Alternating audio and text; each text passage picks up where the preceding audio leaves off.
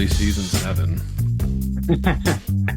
The Important seventh season. season. It is. Yeah. It's maybe we talked again, listeners, go back and listen to this whole thing. It's in season six, we noticed was the turning point, and then in season five, we discussed that there was a little tussle in the writer's room where things got shifted around. Mhm. So, it's just that's why I wanted to do the whole thing here, and it's just like because we it's important to see how that happens. Just a small tussle in the writer's room can then, compound very quickly into like two seasons later, maybe even having most of the writer's room replaced at that point. It feels like that at some time throughout this season. And I noticed a little bit of different tone last season, but this season felt like the writing was just like they might have just cleaned house in the writer's room or something. I don't know. I mean, Yeah, the writing's a lot different. Sense of humor is a little bit different. Some characters take some turns that I don't know whether they just got bored with some characters and just let them spin their wheels and concentrate on other ones. But yeah, it seemed like almost that there wasn't anyone in like a real, what do they call it? Showrunner. Like the showrunner wasn't like consistent time. It just seems like a lot of different people writing different episodes, so that sort of that that they had earlier on is kind of lost.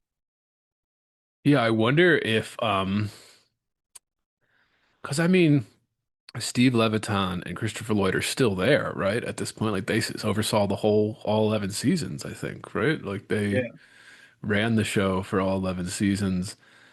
But yeah, it does feel like maybe again, I don't we're speculating listeners, but it does go in with the thesis here where it's like,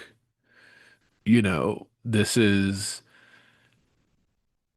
if you were to step in as a straight white male should being in charge of the show, right? Like if you were to do that, there would be some blowback just because of the cultural shift that was happening. I don't know if maybe they felt like they couldn't overstep certain things, or maybe they were trying to be nice to a few women writers. It seems like that might have been the case. Especially, yeah, we'll get to specific examples of this where I think there's a distinctly female kind of tone to certain writing that I just wasn't there before, or before it wasn't obvious. It was always just blended in perfectly. You couldn't tell. There's sometimes where like a Cam and Mitch bit we've talked about before where you can tell, like, oh yeah, a gay guy wrote this because only a gay guy could come up with this and find the best bit to go in a sitcom about it. So there were little things like that, and then obviously little thing, and of course you want that in a writer's room. You want all those perspectives and like helping to form the character. But yeah, I don't know. It just felt like there was something. Maybe it was just at this point they were so famous they could do whatever. They were just I don't know. But like you said last episode, season six was the first season they didn't win the Emmy. They'd won it every single season up until then, and it could have been a couple different things. We speculated on that last episode, listeners. Could be that just, the voters were tired of voting for Modern Family after 5 years. It could be that the product, like we talked about on last episode, was kind of inferior in season six compared to season five, season four, all the previous seasons. Could be that. Could be that, yeah, something else is just there. But the brain thing is that this, and Eric and I were texting about this, like this might be, Eric was talking about it's kind of the jump the shark season. This is the season where there's a few questionable things being done with the characters that don't quite make sense. And of course, it's a sitcom, right? Like characters can do whatever and it doesn't really matter. We mentioned some stuff in the first couple of episodes. Like there would just be like a random thing like Phil's a masseuse or something just thrown in there.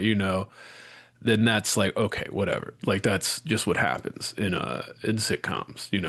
Like sometimes they have to throw something in there like that, and it's funny usually, makes it work. But this just felt like, I don't know, just way out of left field. And we'll get to some specific examples with certain characters, mainly the children, because the children, it's one of those things when you cast kids, and they're not the only sitcom to have this happen to them, but like, you cast them young. and they're one thing when they're young, but then they mature and go through puberty, and now you have these young adults basically. As all the kids are young adults now, besides Joe and Lily. Like, and of course everybody's personality changes and stuff like that, so you can kind of go any direction, but it just seems a little confusing. And they kind of make them all generically the same in a weird way. Like nobody knows how to write children in that writer's room or something. Like they used to. They used to do it, but now all of a sudden it's like I don't know. There's just a weird vibe with some of this. But all right, this one's the one 2015, 2016 was the air date. Probably most of these are written 2015.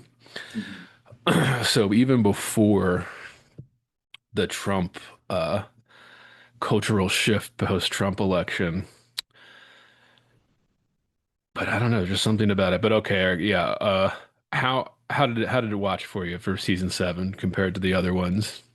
I mean, a lot of the jokes, this is kind of the first season where we see them make the jokes that, they soon would stop making uh, later on, but they're still making them, but always with like an apology Yeah. right after them. Also, this season goes a lot more for sweet moments rather than funny moments. And there are just a lot of moments where there's no laughter at all in several episodes, and it's just this sweet bonding moment between um, Phil and Alex, or Claire and Haley, or Manny and Jay. There's a lot more of that, which feels like when comedians try to like go for applause rather than laughter. Oh yeah. It's considered like, and it's not comedy. They're just saying something that people agree with. So and it's just kind of filler. And it's like, what are you doing? You're a comedian. You're not supposed to be like giving your opinions for like approval and applause. You're supposed to be funny. And I feel that's kind of what they're doing here with some of those sweet moments. They're going for the awe rather than the laugh. That's Um, yeah. that's one thing I wanted to ask you about is as I was watching through this season, and I kept asking myself, am I just in a mood or something? Because I watched this over 4 or 5 days, throughout the week here, watching a couple episodes at a time. Whatever. I think there's 22-minute episodes most of the time, so you can watch, I'll watch five, six at a time, an hour and a half, 2 hours of just before bed taking notes. But it's just like I was watching, I remember being like, why am I not laughing? Like I remember thinking like it seemed like there were less jokes, or the jokes were just don't hold up like the first five seasons had, kind of classic sitcom gags. And there's still some classic sitcom gags that I tried to write down as I was watching through here Mhm. that are great and funny. And again, there's still funny bits. Most of these are still done with the humor in mind, but yeah, just less laughs this season. And I would have probably only noticed that because we're watching them like in sequence like this, one after the other, pretty quickly, as listeners know.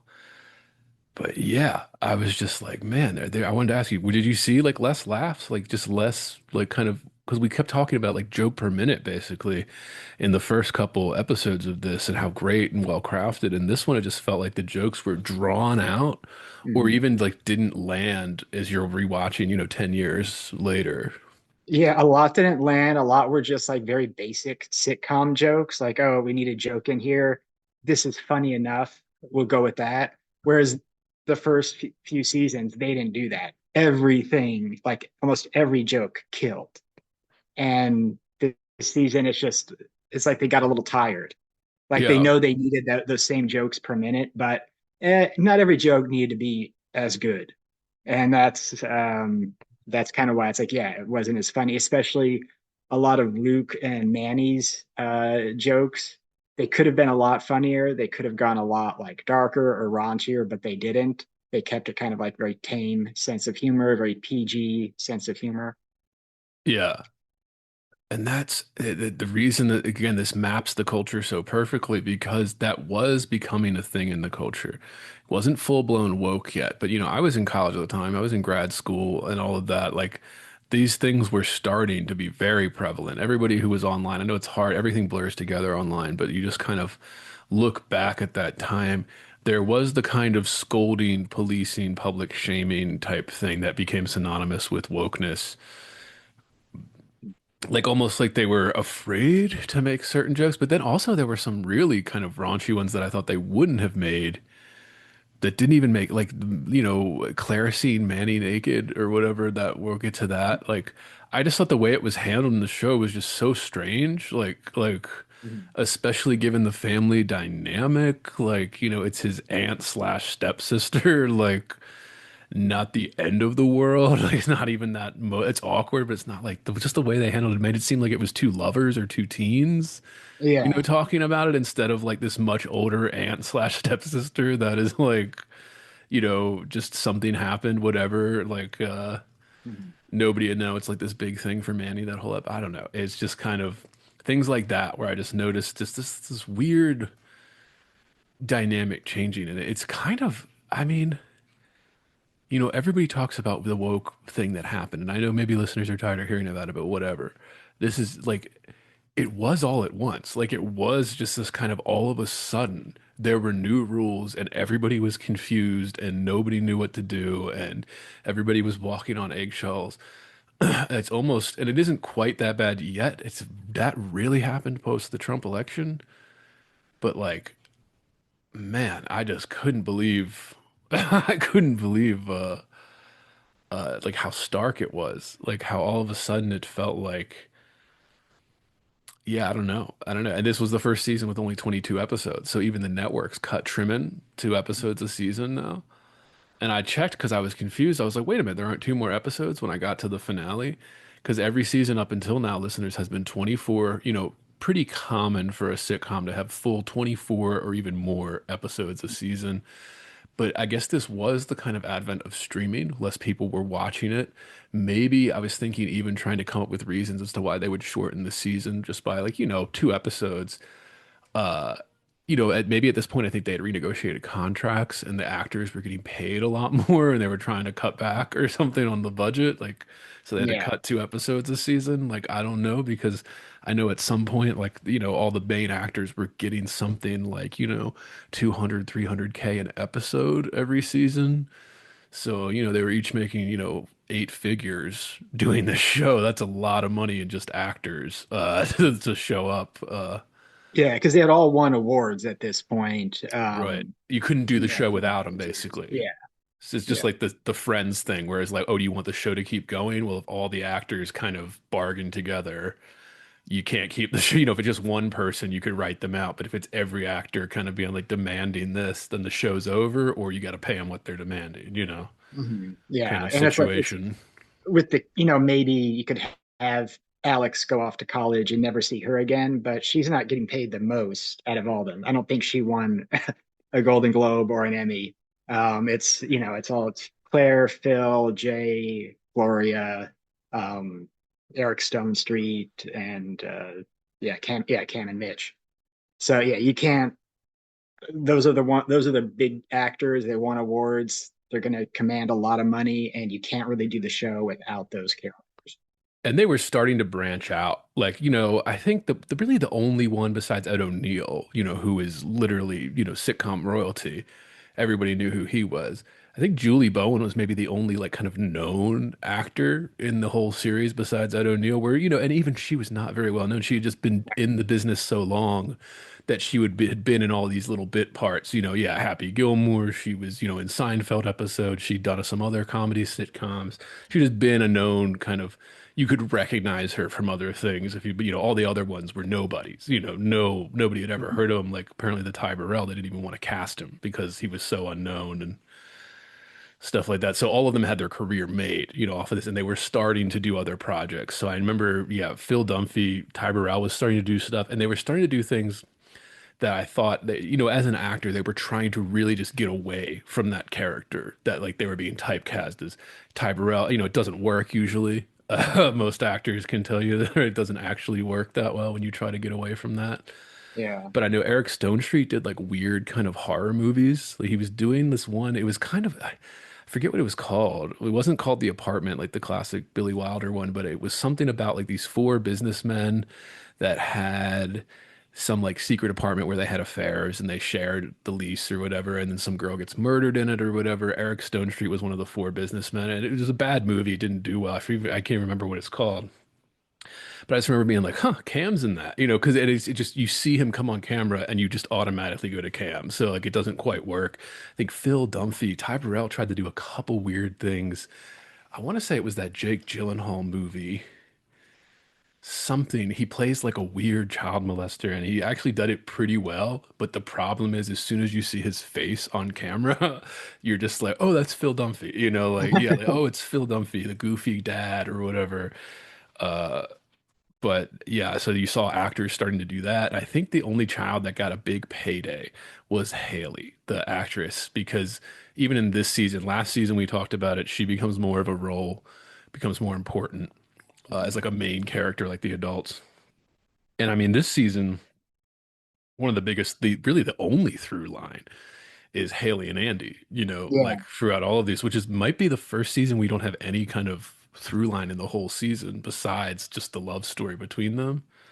yeah. I don't I know. mean, it starts out with Phil and the Ducks that lasts about halfway through, but eventually, yeah, not through the entire season.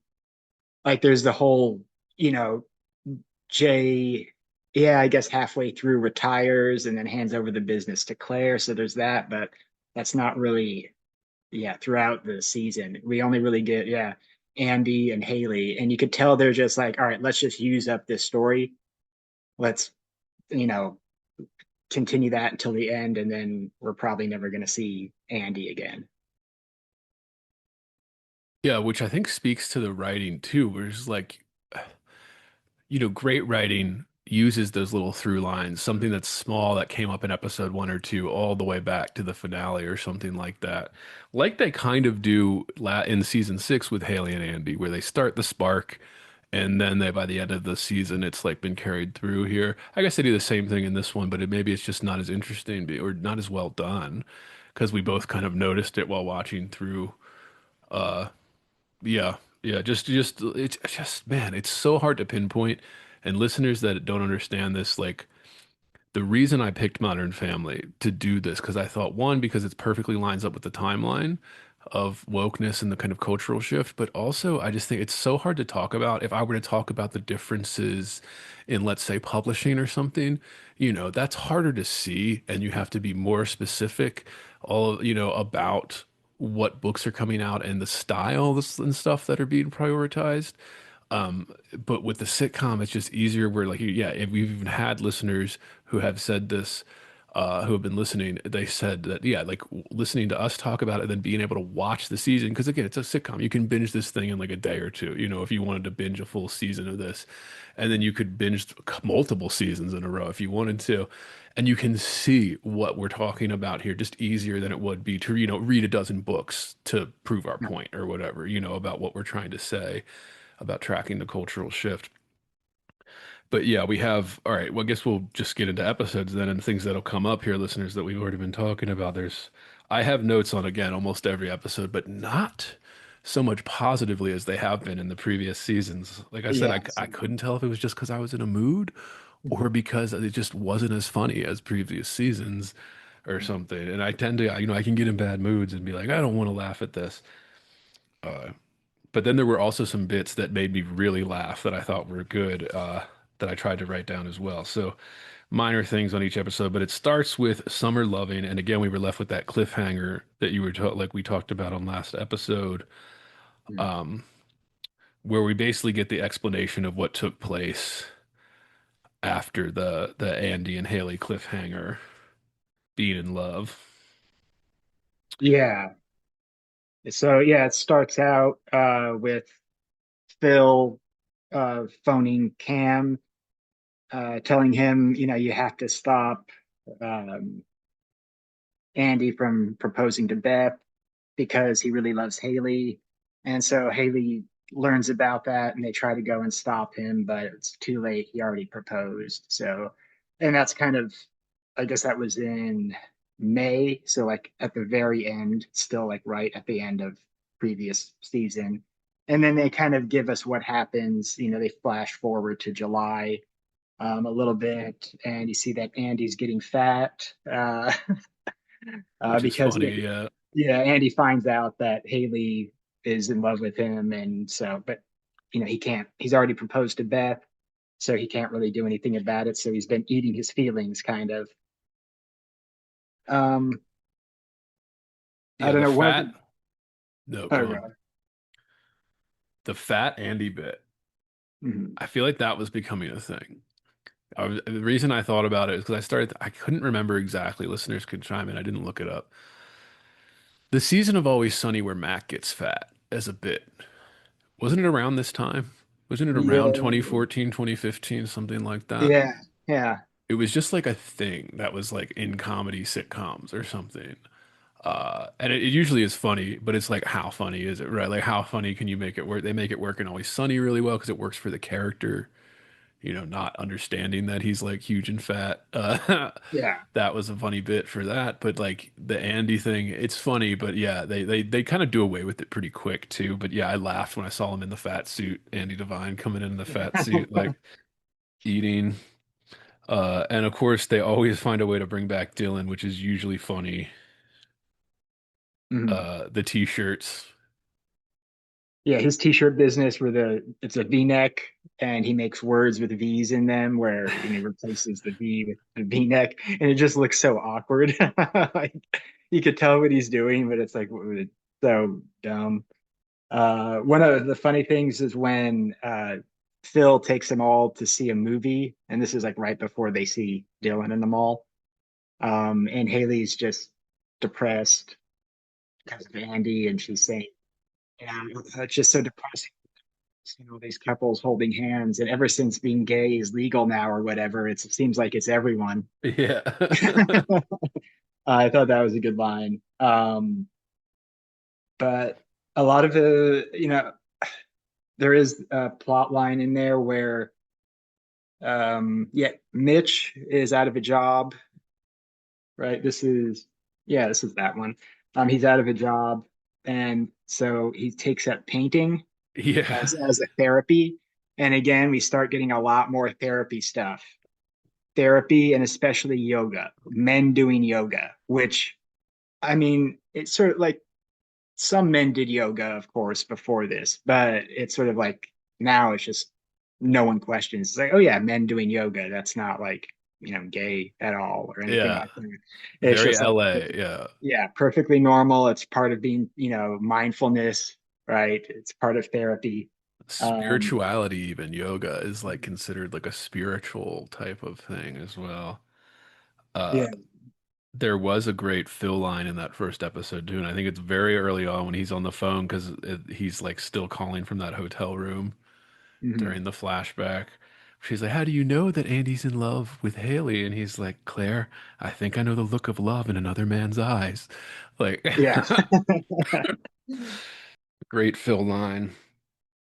Oh yeah, and so Jay and Gloria are trying to enroll Joe in preschool, and they want to send him to the preschool that like Bruce Willis sent his kids to or whatever. He's got like he donated money to it, but they're not accepting any new people, so they have to go to something called like the Learning. Is it the Learning Barn? Yeah, like the Yeah, hippie like one. yeah, where it's just a hippie, do whatever you want, type thing, which again was becoming like you know prestigious back then. Like rich people wanted like rather than getting like strict education and learning things, it's like this free spirit, like let them explore themselves and their own imagination and do whatever they want, Gentle type of parenting. attitude. Yes, so yeah, gentle Yeah. parenting. That's it. Dude, Um, I remember my dad was a big Bill Engvall fan. And mhm. when Bill Engvall was in this heyday in the 90s and stuff, even before his show and the blue collar comedy stuff, I remember on like his first album or second album, uh, because my dad had all of them and we would listen to them in the car. He had a bit about California parents. And this was like in the 90s because he's from Texas, moved to California to be a comedian and all that. Obviously, this is, And he just said something about, he's like, my wife and I, we have friends. He's like, and they're nice people, but they're California parents. And it's like a whole bit about like the California parents. He's like, just let the children express themselves. He's like, alrighty. Like, uh, it just, yeah, things like that. That was already a thing from California, kind of SoCal lifestyle, but also like it was becoming more. I mean, that's something with the internet too. Like I kept trying as I was watching through this and to given the thesis and how we're trying to kind of map the cultural shift.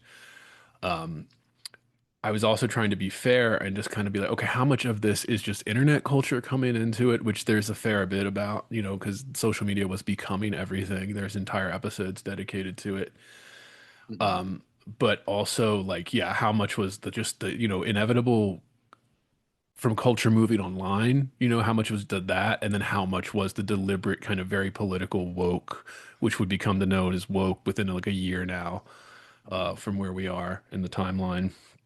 Yeah. Yeah, so I was trying to make like a fair distinction between them, but they're so wrapped up in one another. Like it's so like the woke could not have happened without the internet like taking over culture. It's just a weird kind of steps that kind of started to happen here, and I don't know.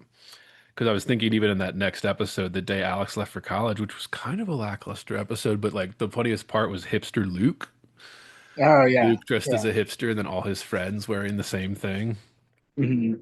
Yeah, no, it Um, was very yeah, Phil asked, are you in a boy band? yeah, Because they're dressed like, like Abercrombie Finch type I don't know, what were those? Like, I don't know, it's almost it's yeah. more like Urban Outfitters at that Okay, time. yes. Yeah, Yes, that's it. Abercrombie was a little before. Mhm. The malls were dying, and it was like Urban Outfitters was like the hipster. At least that's what I remember at that time. Like people getting like fresh jackets at like Urban Outfitters, and they were like denim with like hoodies sewed into the lining or whatever, Yeah. like that type of thing. And yeah, they're all wearing like glasses and a beanie and And the beanie like off their head a little bit, right? Like cocked yes. back so that it like hangs and doesn't, because it's fucking Southern California. You don't need a beanie like Yeah. ever. Like, It's all very just uh, fashion conscious, like, and men aren't really like that, but around that time, those places like Urban Outfitters, like the hipster was always fashion conscious. and hipsters always existed, but it like again because of the internet, it became what people on the internet would call a normie phenomenon. And It's like yeah, when people remember like the emo era and stuff. yeah, and this was kind of the peak stomp clap uh Yeah, hipsterdom. Yeah. exactly. The kind of like coffee open mic, coffee house open mic, like which I've been to a few of those at that time. Yeah. Mhm. Uh yeah, that's exactly how everybody would look. Yeah, and it just became like a look. Yeah, that was funny, and it's funny that they have Luke do it, although it kind of goes away immediately as well.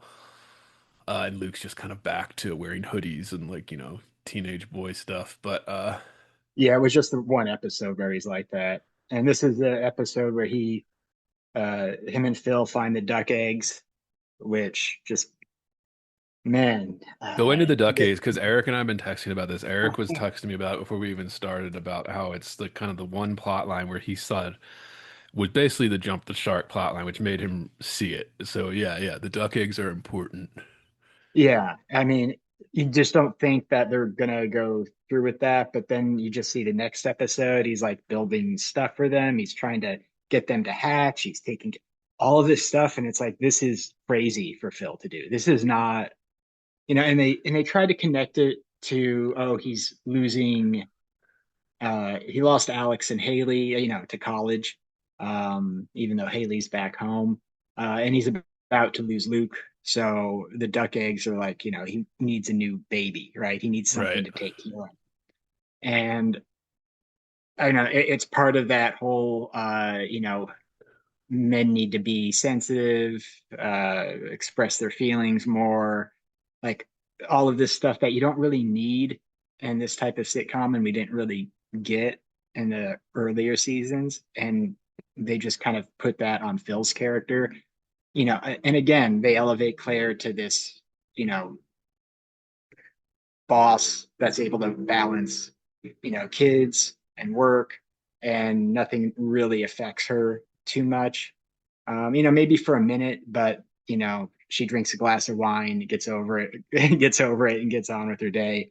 But just have Phil be this like tortured person who needs to taking care of these random ducks is just very out of character. Yeah, and it that carries, I think that carries for like 9, 10 episodes after this, where he's got the ducks and blah blah blah comes up. Uh, And that was no, please. yeah, I mean, yeah, no, no, carries through, yeah, till about halfway through the season. So yeah, another 9 or 10 episodes. And it's like when they actually do hatch, that's one thing we'll get to with that episode where I wrote it down where just Phil doesn't even get to like enjoy the ducks after that. Like it's just like they take that from Phil too. And Yeah, it was basically this season I noticed it was Phil and Cam that almost seemed like I kept being like, what are the writers doing with these guys? These are two of the best characters in the show. And they kind of put them on the back seat in this season, and it really hurts the show. Uh, Cam, even we mentioned last season, where Cam was basically just all about his rivals. He just kept having a different rival every episode, and that was his storyline every episode. Which is somewhat funny, yeah, of course. But then, like this season, he barely even has that. Like it's just kind of very minor things for Cam. I was just like, damn, like Eric Stone Street and Ty Burrell, the two ones that are cleaning up the Emmys for their roles in this, are getting shortchanged here, they do or at give least just not them, being used as well as they were before. So, and I noticed, you know. yeah, they do give them their, they do rent out the upstairs to new lodgers. That they have a business called the Artful Lodgers, is what they call themselves. The And they Airbnb just, craze, yeah. yeah, yeah, yeah, the Airbnb craze. So yeah, that sneaks in. So I mean, and there are a couple episodes they do make that funny, sometimes. Uh, Also, there is one point in the second episode where Manny does mention like something about a cronut, which Right. it sort of threw me back to like, oh yeah, I remember when that's what everyone was talking about. Every late night show joke was something about a cronut. You'd see news segments on like, who's making cronuts in town, uh, whatever that bakery is in New York with the lion wrapped, that Yeah. started it, the lion outside the building. Um, yeah, that, uh, The viral food, the yeah, rainbow bagels, the cronuts, the sloppy little things that you can't eat, but they're like for Instagram pics. yeah, Dude, that means talk about eating a cronut for the first time. One of the most disappointing experiences of my life, considering how yeah. hyped up it is. Still hyped up. Like, I don't understand why people think it's so great. Uh, it's basically, yeah, croissant dough, but like fried like a donut instead of baked. Like, so what do you think that tastes like? Well, it tastes like a slightly sweeter croissant. That is what it Yeah, tastes like. a little softer texture. Yeah, That's about it. Like, yeah, yeah. there's no big deal. It's really, and you like need to put things on them to even enjoy them, like jam or something, because they're just so plain and like just like a croissant. You need to put like butter or something on it. Like it's just, yeah. Uh, that's starting, and there's a couple other. I didn't notice the cronut, but you're right, and there were a couple others that I noticed. Like the promposal episode and things, like just purely internet phenomenons that are becoming fodder for a sitcom, you know. Mhm. Yeah. Episode 3, the closet case. Yeah, this is might be one of my favorites of the season. I think so this was, I think it's a great Jay episode. Yeah, and the Claire and Phil letting Dylan move in is a good one too. Yeah, yeah. Yeah, so yeah, Mitchell goes to work for Jay's rival, who we saw in the previous episode, Earl, played by John Polito, who's a great actor. He's in a lot of Coen Brothers stuff. He always plays like a mob guy or kind of Yeah. a, um, always kind of an unsavory character. His look and Um, his voice kind of make him perfect for, yeah, yeah, any type of villain role like that. yeah. And so yeah, he goes to work for closets, closets, closets, closets. And again, some great jokes about that name and just closet names. Mitch is talking to Jay, and Mitchell says to him, "Of course, it's closets, closets, closets, closets." Or like, he said something about, "Of course, it's closets."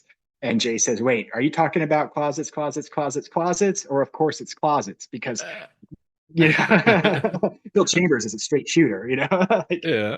yeah. Uh, but uh, yeah, eventually Earl kind of screws Mitch over a little bit. So they go to get revenge and break into Earl's office when he's not there. And there's a great scene where Jay's like, "All right, Mitch, get out the phone and take a picture of me rubbing my deal all over his cigars." And Yeah. like, they keep calling their junk is their deal. And Earl catches them and say, "Jay, don't you dare whip out your deal." Mitch is like, "Why does everyone keep calling it a deal? Is this something new that I've never heard of before?" Yeah. Yeah, that's a great scene. Lots of kid plot lines, and this is the season where again, like we had a little bit of this with Haley last season, kind of becoming a main character. They're trying to do it with Alex. I feel like in this season, it doesn't work as much because she's supposed to be like going back and forth to college, all of that. But yeah, there lots of kid plot lines, and this is this episode where they bring back. They kind of went away from it in season six, but they kind of bring back the Manny and Luke kind of buddies trying to get laid That's thing. all they do with them. It is Yeah. like it's just there's no real school plot line or anything. Yeah. It's just like they're always trying to get laid. And I guess for lack of anything else, they stuck with that. No real story for them. But this one does have the plot of Manny is assigned a cheerleader because he's on the football team, and the cheerleader has to decorate the locker. And Manny's cheerleader won't decorate his locker because she thinks it's a sexist tradition, Yeah, And this is again very of the time, of like, course. even high school girls are like calling things sexist. And, Gloria's like, "Well, you should have thought of that before you signed up to be a cheerleader," which, Yeah. true. um, and this is also is this when Manny and, yeah, Manny and Luke go to college Yeah, to they go to visit. Alex's Yeah. dorm because of her roommate or something was like hot. Yeah. And so they end up talking to Alex's roommate, or not her roommate, I guess the girl who lives next to her On that her was coming floor. over to, yeah, borrow a dress. Someone who lives next to her who has a roommate. So they're talking to those two girls. And eventually the girls just admit, "We haven't kissed anyone since we've been here. So why don't you make out with us?" And then the girl says, "According to campus policy, blah, blah, blah, you have our consent." Yeah. And this is again like, this Me Too, Eric? Was this the start of that? It was just ramping up. Me Too Okay. exploded. Again, everything exploded post that November election in 2016. That's when the end of the world, basically, we started a new world order. And everything you thought you knew, you didn't anymore. Uh, but it was ramping up to it. It was ramping up to the Me Too thing, Okay. which again started in Hollywood, right? And we said we had some grumblings of it in even season five, some early grumblings where you said, the writers' room tussle was a kind of over that. A lot of the women writers feeling like they were being shortchanged or replaced or something, uh, not getting the same credit or whatever it is. And just exploding ever since then. But yeah, of course you have to include that. But the problem is, and this is the problem with the wokeness in general, but I mean, it's because you're putting that before the humor. So it always makes the jokes lesser because you're trying to do something other than make a good joke. You're trying to do this kind of, thread the needle in this political kind of context, but also make a joke at the same time. And you can do that. There are some comedians that are great at that, have made entire careers out of it, right? But Yeah. like, this isn't that type of sitcom, and like maybe it probably wasn't fitting into the writer's room all that great, considering the kind of classic sitcom gags. But Yeah. And the I mean they are like I'm torn because they are kind of making fun of it right. because the whole thing did kind of start on campus in Hmm. California, right? California had that law where um I think it's just at the UCs, you even if a girl has like a sip of alcohol and the guy has sex with her, even like no matter what, she can just come back and say that that was rape. Yes, it was And post expansion of the Title IX legislation policy that mostly governing college campuses. And this was the big thing that a lot of people that have followed wokeness and the birth of wokeness and have written, there's a lot of great writing on this, how it started and where it came from. A lot of people trace it back to the kind of expansion of Title IX to the most vague forms that, this is under the last kind of Obama term. Who was his DA? I think this is his during his last couple of years there. Was it Valerie Jarrett, that woman, the one that got Roseanne Barr canceled? yeah, I think It was so. that his like DA at the end of it. She was somehow involved, but she apparently was part of this, I think, expanding the Title IX. And of course, it's not just her when you're talking about huge legislation, it's a huge team of people. But I think she was one of the faces of it. Um, and anyway, yeah, and that was a huge controversy coming up too, because that's the one thing Betsy DeVos did when she came in under Trump was she made it go back to the original Title IX, and everybody was freaking out and telling her that she hated women and blah blah blah because she was changing the law back to what it was pre the expansion here, where we get all this kind of college campus lawsuits about one night stands that are regretted versus what's actual rape, right? Like, like Yeah. with your guard down after a few drinks and maybe you regret having sex with that person, but like did they rape, right? Like they didn't like, like there was a Mhm. whole and they blurred that line and it made it impossible to so that was starting. So it's funny and like you said, you made a good point because it is this it's still a joke. It's still a joke right here until it isn't, right? Like even in the last season we said this, everything's still written with the humor first. Mhm. Just doesn't hold up as well because it's so kind of tied up in this stuff. But yeah, it was still about the humor first until it's not anymore. Mhm. But that third episode's where I just noticed, lot of kid plot lines because we follow mostly besides the Jay and Mitch story. And I guess the Claire and Phil with Dylan is really the only thing they have. We Yeah. follow Alex, we follow Luke and Manny, we follow Haley. Um, so again, the kids are just becoming bigger characters, and the problem with that is just that like those actors aren't as talented as like Eric Stone Street and Ty Burrell and Ed O'Neill and these kind of very good comedy actors that have won Emmys for it. Whatever, they're young at the time. These are young people at the time. It's not like you're going to be some great actor at that age, but still, um, just more of that. And yeah, we get into that, but uh, episode four. She crazy. Just that Yeah. episode title, I was like, mm, this Yeah. is some internet speak right here. Yeah. Yeah. Uh, although the best, funniest bit for me was, Cam's code switching around straight guys, Hmm. was great. Yeah, they take in some frat guys that uh move into the Airbnb upstairs, and he just Cam reverts back to like his old football days, just pretending he's a straight frat guy chugging beer, uh, Yeah. partying.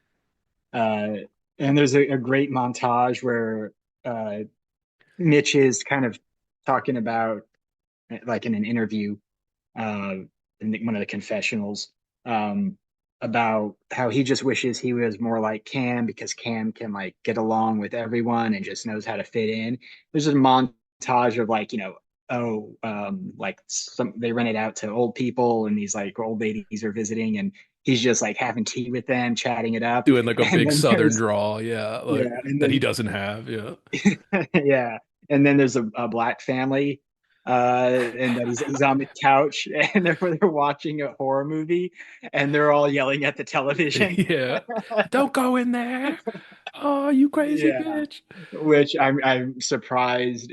Again, later seasons they wouldn't be making that joke, but they still Right. can here because we can acknowledge that black people yell at the TV, they yell at the movies. I That think even you met the Amy Schumer special that made her like a huge name in comedy, that Comedy Central like hour-long special she did. I forget the name of it. It's the one where she wears that pink dress and nobody'd really heard of her before, but it was like her first huge special. She had a bit in that special about like black people yelling at the movie screen or whatever. So like, yeah, and this was like 2014. Like, like you could still make those jokes and still be in the good graces of whatever the leftist activists or something at that time. Just yeah. interesting. This was like the last kind of bastion of being able to make those kind of jokes that are, I mean, very harmless, right? Everybody laughs at them and they're funny and they usually work and like, yeah, It's because it's the truth, in that culturally, like black church, it's a very call and response Right. uh, culture. It's like jazz, right? Call and response. So yeah, they're part of the experience. Like if they're watching a movie, it's just how it is. And you could like be honest and just say that without getting in trouble. But now you can't point out any stereotype, whether it's true or not, And because even in like that's a, yeah, whether it's in a good-natured humor, like making a Mhm. joke way too, it's like everything's interpreted as like a dead serious, like you're proposing policy, like government policy or something. That's how Yeah. jokes are interpreted now. Although that's fading off now, listeners. But again, we just that cultural thing that was happening as this show is on air that was coming in. Same thing with Claire pitching closet ideas. We have that brown nose assistant Uh, guy is back, who becomes more and more prominent as these later seasons. yeah. Yeah, no, her closet ideas are great just because it just shows you how ridiculous like this inside world of closets are. He's like, Jay's always like, oh, yeah, that didn't work when it was pitched in 2005 by, and he like names the guy who Yeah. did it. And I think there's one design, I don't know, it's like, oh, are you telling me are you pitching me the Nashville something? And it's just like Yeah. it's some closet design, and it's like they laugh at her because it's been around forever. And the brown But nose guy like turns on her, like yeah, like he just does agrees. That's always the grass. He just like agrees with whoever's in charge, like kind of changes his opinion based on what the boss says. Like it's always funny. yeah. Uh, dude, and this was the episode where I had a lot of notes where I was just kind of like I said, I was like, am I in a mood? Like I feel like I haven't laughed like I normally have. And I just wrote the more duck shit that takes up the runtime, the more I hate it. Yeah. And I was just, and there's a lot of duck shit that takes up runtime in episode 4. And I was texting Eric about this. I'm just like, dude, this is such a waste of Phil's character and just Ty Burrell as an actor in that role. Mhm. He could do so much more with what they give him, like what to do. They just give him to like fiddle around with these ducks. Whereas Yeah. like God, he could do the physical comedy, like he could do all of this stuff. Like I remember thinking of like even the season before where he has to like break into that house that he's doing an open house in and stuff. Like it just you could have made a whole episode of Phil doing something like that because Ty Burrell can just do the physical comedy so well. The goofiness, the embarrassment, like he's just so good at capturing those like weird things. Um, Uh, yeah, and this is this the no, please. this is the jury duty episode, I believe, where Yeah, Victoria that's great. That's great. has to Yeah. go jury duty, and she's really excited because she just wants to. She's like thinking everyone is the murderer and they're guilty. And uh, Jay, he's called in to do something. Oh yeah, he's called in to. They want him to read at Joe's school. They want him to come in and like play with the kids. The parent And volunteer. Yes. yeah, Yeah. and he's like, now is this something I could get out of by being, this is like jury duty where I can get out of it by being racist? Yeah. Well, that was great. And he brings that Um, like his assistant with him and he's like telling her what to do mhm. so he doesn't have to. That's a great bit because it's like the And hippie school teacher woman is like, yeah, it's good combo with Jay and the hippie school teacher woman. Like it's a very rich, like those two clashing is like, okay, you're gonna make great bits out of this. Like, Yeah, he reads to them, and some kid blurts out, "You're old," and he's like, "What's it to you, big ears?" yeah, And he's got to like go time out and like talk to big ears. He just keeps making jokes about the kid's ears. Um, they even another, go ahead. no, they even have a bit about it in like the end credits where like he gets stuck in the slide and it's that big-eared kid and him Yeah. and Jay's like, I could see it, I can hear your ears. Like he's like shouting at him because he's like stuck in the slide and the kid's not helping him.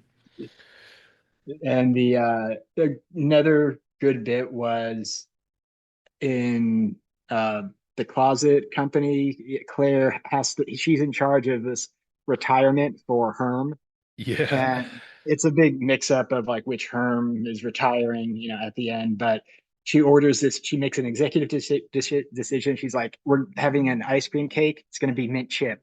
And just everyone's reaction to like mint chip ice Yeah. cream cake is like, "Oh, it's mint chip. Never mind." And like they're just like, "Are you sure you want to go with mint chip?" Like no one likes it. Yeah, I thought that was good. Again, another ice cream cake bit that I kind can of say harkened back again, to the yeah.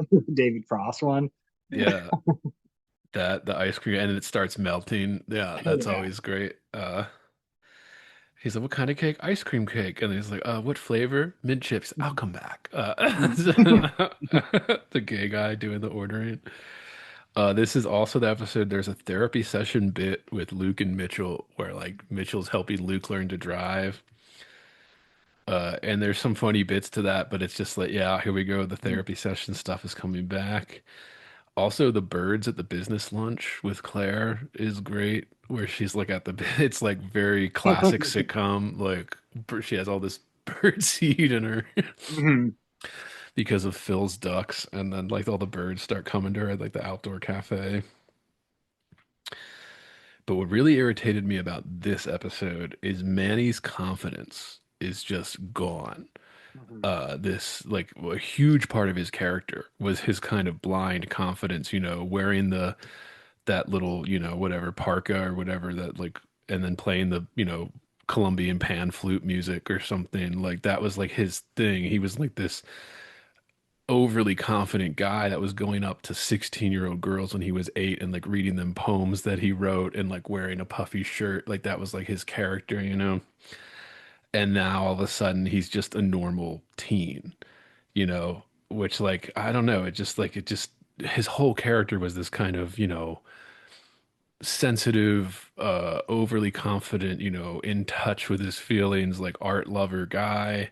And I don't know, they just made him like he couldn't his whole thing in this episode is he keeps going to Gloria because he's too afraid to talk to some woman that like Mhm. works at the cafe he goes to or something like a barista he thinks is cute to like ask her out. I was just like, since when does Manny like too nervous to ask a girl out? Like, I Yeah. mean, like he was asking girls like twice his age out when like they were like, "Oh, you're so cute," like, making dinner for the nanny in that one season, Oh yeah. Mhm. because he's in love with her and stuff. And I don't know. It just, again, not the end of the world. It just felt like what I just one of those things where it's just like, what the fuck are the writers doing here? Like, you have this great thing with Manny, and I was like, man, if they kept that through his going to adulthood, you could have done some really great things with Manny, particularly his like kind of juxtaposition with everybody else in the family. But that, and then what really pissed me off was at the end here, where the fact that Phil doesn't even get to bond with the Ducks. Yeah. I He was turns just on like, Claire. this is brutal. Phil is just getting beat up in this season so far. He's not getting a single win. Even the Ducks that he obsessed over, he like doesn't get that. Uh, yeah, I was just like, damn, this episode pissed me off. And in the very next episode, in the verdict, episode 5, Phil gets like scammed or something right away. Oh yeah, yes, by some guy that pretends to know him, and he gets him to loan him $50 or something to uh, get home, something like that. But Yeah. Yeah. This episode, yeah, number 6. It's the episode where, in this last, they kind of bring it back up later in the season, but Cam selling his family's tomato sauce. Oh Um, yeah, with his and then rival Gloria's, Andrew. yeah, yeah, and then Gloria's recipe ends up being better. This is also the episode where Dylan and Haley break up because she's in love with Andy. Yeah. Oh, and Luke gets arrested. Oh yeah, yeah, yeah, yeah. Yeah, for I guess he was driving without a was he driving without a license? Is that what it Probably. was? I Yeah. can't even remember because it was like you think it was a huge deal, but then I was like, I don't even remember what happened. Like, yeah, like He took the car to visit a girl that he liked because her cat died. And I think he got pulled over on the way there, and either he didn't have a license or yeah, that must have been it. Yeah. yeah, there's that. And I mean, in these couple episodes here, just a handful here before we get to episode 7, so 4, 5, and 6. That's where I was just thinking, like, man, they're misusing these characters here. Like Cam being misused, Phil being, they have Phil acting like really insecure. Mhm. Just some wild character shifts where like Phil used to just, would be like doing his weird like workout stuff, like rollerblading or whatever, like, Mhm. and with like all this confidence, and all of a sudden he's insecure. Yeah, he's dressing up. They had him dress up as a woman, like in Claire's bathrobe or perfume, her earrings, just so he can get the ducks to think that he's Claire, so they'll imprint on him. Yeah, that's a little ridiculous. Yeah, they're just, yeah, Phil is being beat down. It just irritated me because I thought it was like something about the writers, right? Where I was just like, okay, the writers, every character can't be like an insecure gay guy, like every character can't have the same insecurities, the same awkward interactions when they're trying to date, all of this stuff. It has to be like different for each character here. And I don't know, it just felt like they were getting a little lazy with it, particularly with characters that have all this great, work behind them with Cam and Phil in particular. I was just like, man, you guys could really do more with this. I don't know. It just felt like they were ignoring those guys for lesser storylines and lesser comedy actors. I don't know. It was just like, man, I don't know what's happening. But episode 7, we have Phil's sexy, sexy house. Um, Yeah. and that's a great one, but it's also like that's where I wrote this note to myself is, oh, this is the real Andy and Haley season. And I Mhm. just wrote, Jesus, I'm over it already. Uh, but Haley is again looking smoking hot in this season. Uh, it seemed like this season in particular, like whenever they needed something to like move along in like a serious relationship, they would just bring up Andy and Haley's kind of like, you know, almost overly sappy in some ways. Like it's either super goofy or super serious every time you see Haley and Andy on camera. Um, but I guess that's the good one where they have like everybody trying to go into that house and like be sexy in this like sexy house or whatever. Yeah, everyone wants to have their alone time and they all think no one else is there, but whenever they see someone else come in, they have to hide. So they're all hiding there. It's a good kind of like old, screwball comedy. If you're hearing this, it's because you are listening to the free public feed of Heavy Board. To get complete, uncensored, uninterrupted, full access to this podcast, become a subscriber at patreon.com/heavyboard. That's right, Heavy Board is made possible by subscribers like you. For less than 1 cup of coffee per month, you will receive private access to uncensored, full-length episodes, Jerk Shop, heavy bonus content, subscribers only AMA episodes, bonus extended interviews, and more. Come join the conversation today at patreon.com/heavyboard. uh, Technique that they use, which I kind of like. Um, it's quick, makes for a lot of good jokes. I love Phil and his virtual reality game that he's playing. Um, and There was I also that great bit where Gloria's like groping Phil for his wallet because he had those tight jeans on or whatever. She like couldn't steal his wallet. That yeah. was great. Uh, and Phil's like loving it. She's like bending him over and like trying to find the wallet, like groping his ass, and he's just like, oh, he's like loving it. Uh, and Manny, this is where we also start to get introduced to like Manny has like a series of like Quirk Chungus white girlfriends. Mhm. Um, that start to be introduced, and those are kind of interchangeable too. Um, but yeah, that sexy house is a kind of a classic sitcom gag, yeah, where they could keep kind of going back and showing you how it played out Mhm. with everybody trying to like get sexy in this house. But it's interesting for episode 8 too, man, where I was if we go through there, I was just thinking right as we were doing episode 8, I was like, man, not as many guest stars as the previous seasons, and then Catherine O'Hara is in Yeah. the again RIP uh comedy legend. Um, but that entire episode is like a therapy session gag. Like the Yeah. entire episode is a therapy session. Uh,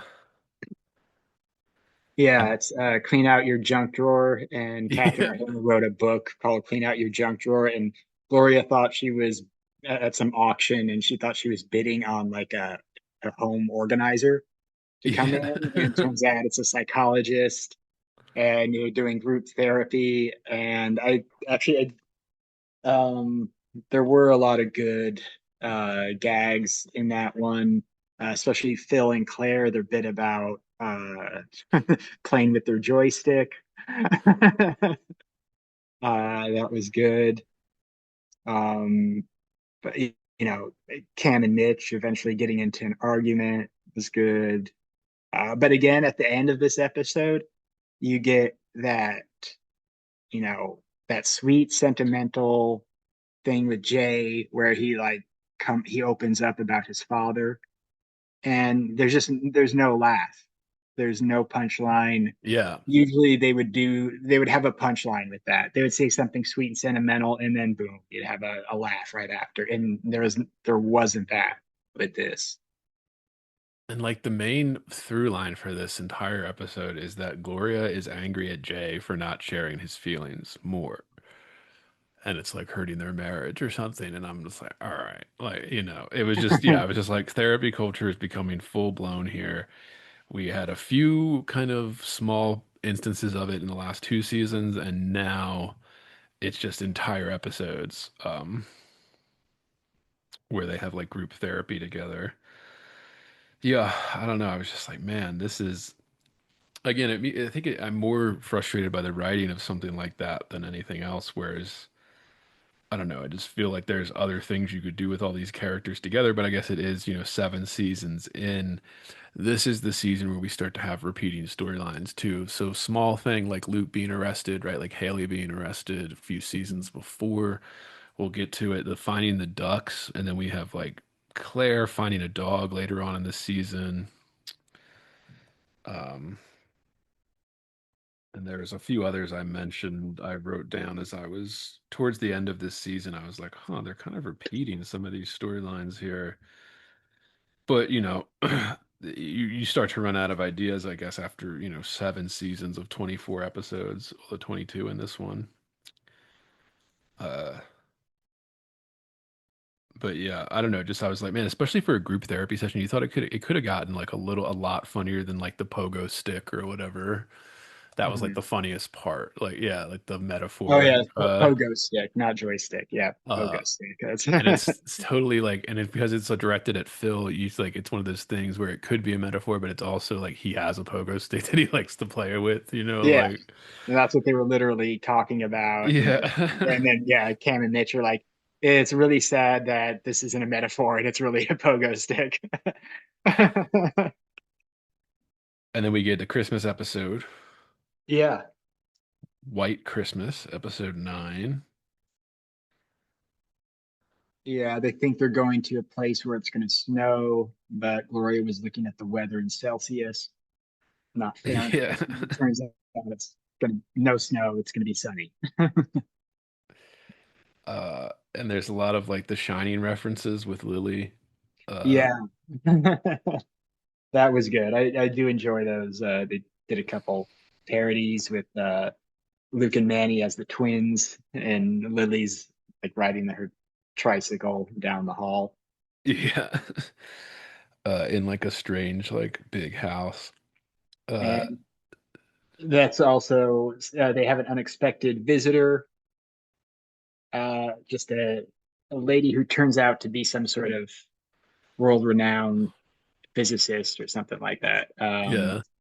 And she's just grumpy, hates Christmas, and she's there because people who originally rented the house that Gloria rented it from them didn't tell her that they were spending the Christmas somewhere else, so she showed up anyway. And she it was great. She's like, why would they leave me out of this? I'm the one that tells them about all the risks of cancer, and I invite them to all my dogs and all my pets' funerals. And yeah, she's just really annoying, kind of the typical atheist, negative, we're all gonna die, nothing is safe type person that you do see in academia, especially in science departments, math departments. Yeah, and Alex says it's her ghost of Christmas future. Yeah. Seeing this woman because she like works at MIT or something as a professor. Mhm. Um,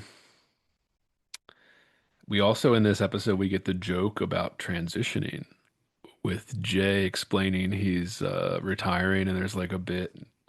Yeah, I'm not retiring, I'm transitioning. So whenever anyone asks you, where's Jay Pritchard lately, you tell them he's transitioning. Yeah, yeah. Like, oh, I heard it. Yeah. Yeah, and he's I heard it. Yeah. But it's just funny to me where all of a sudden that's a bit now. Like what the fuck is transitioning? Well, again, it's implied that everybody knows what that means now, right? Yeah, no, yeah, and they do. It's like, no, it means more than one thing, and everyone has to be aware because, yeah. Yeah. The trans thing. Again, a great, still good joke, still humor forward, and it's great that Jay does it. Uh, And again, Ed O'Neill plays it great. Yeah. and this is when, so Cam and Mitch, they want to sing a Christmas carol, I think Silent Night, and they tried it last Christmas, so they have a flashback, but Mitch got too drunk, and I thought that was a great scene where he just started like kind of just being over the top, throwing his clothes at them, like It- acting it like it's dude, like some sort of body performance. But Phil's face when he gets hit with the sweatshirt during that flashback is again why Ty Burrell deserved so many more Emmys. Because like he like yeah, Mitch like throws his hoodie or sweater or whatever like at and then like it hits like Phil in the face and he like looks at it. Like just it's such a great reaction shot for like 2 seconds from Ty Burrell that I'm like, man, yeah, Ty Burrell was so good at this, like the reaction shots. yeah, and Pam starts going over all the names that the family would call them, and it's always like a like parodies on Captain and Tennille or something like that. And at the very end of this list that he starts listing out, he says,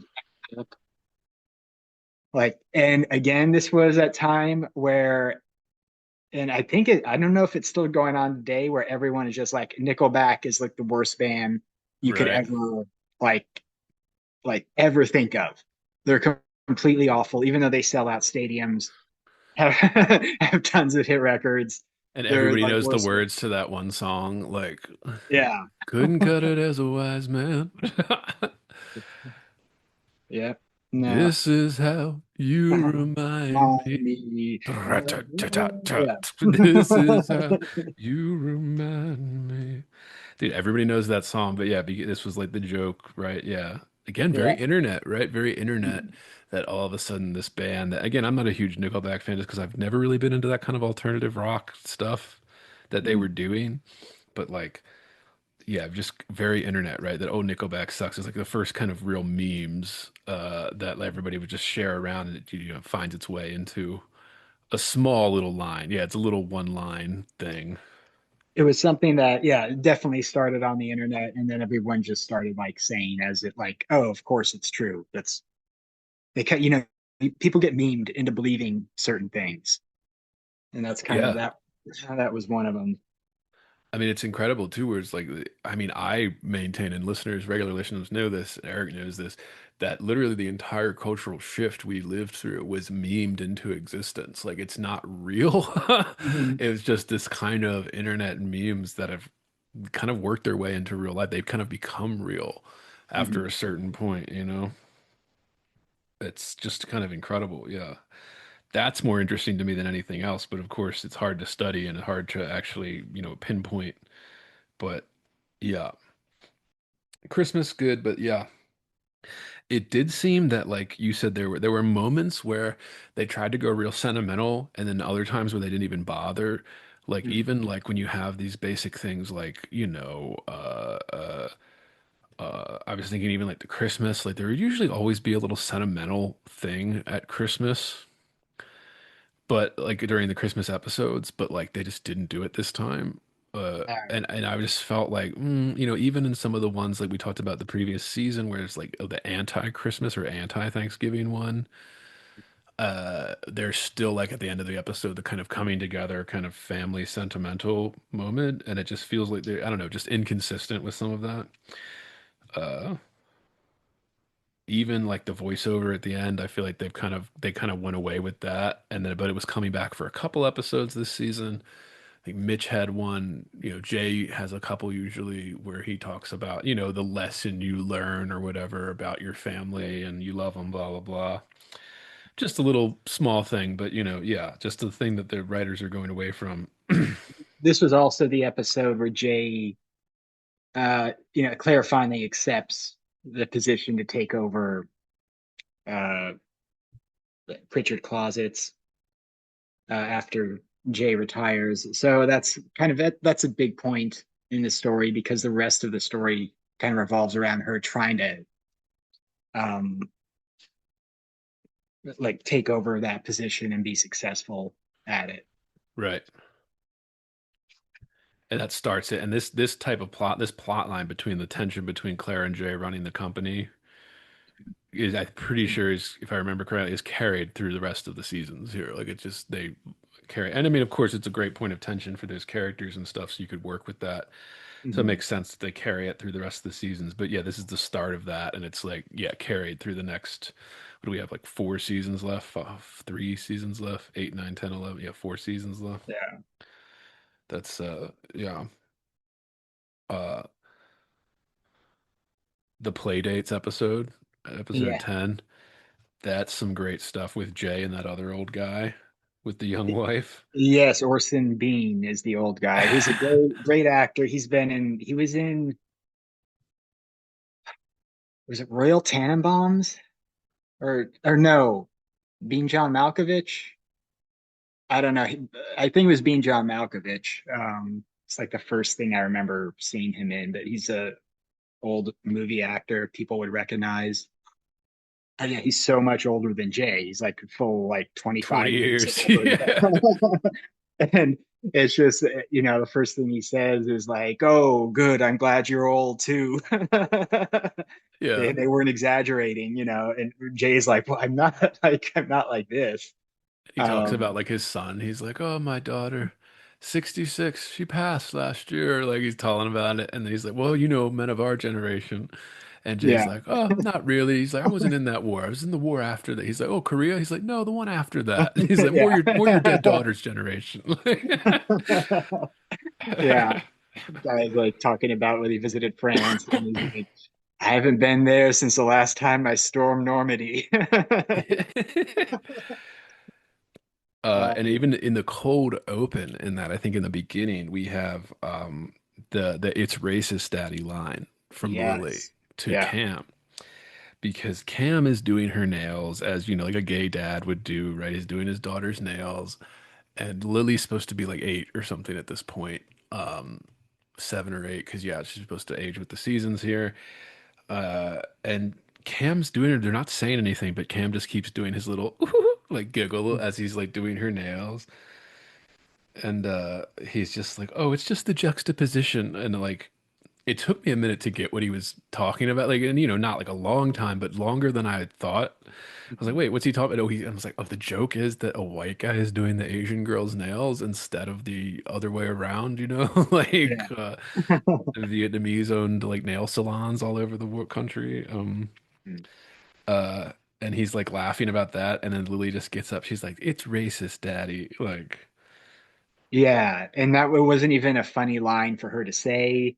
She did, it's wasn't just even like a funny racist bit. It was like the cheapest like Mhm. race joke you could make without having any dialogue. Yeah, like kind Yeah, of, yeah. it wasn't part of the story. There was, it was just like, oh, let's throw this bit in here to make this cheap racist joke, and then tell everyone that that's bad. Actually, like you Hmm. shouldn't do that. And that's what's new. That's the thing that's Mhm. different from the previous six seasons. Whereas it's not only is it a poorly written joke, which I thought was kind of, I texted Eric about this, kind of beneath the writers, at least the writers of the first six seasons here. They Mhm. would never do a joke that cheap and easy usually because it's an easy joke to make, I guess. And again, it was so easy, it kind of went over my head for the first like couple seconds as I was trying to figure out, wait, what's the supposed to be the joke here? And then I was like, oh, come on, that's a cheap one. Like it doesn't even compute right away. But like, yeah, I don't know. That's what's different. And then the point to have the line of dialogue to inform the audience of how they're supposed to feel about it.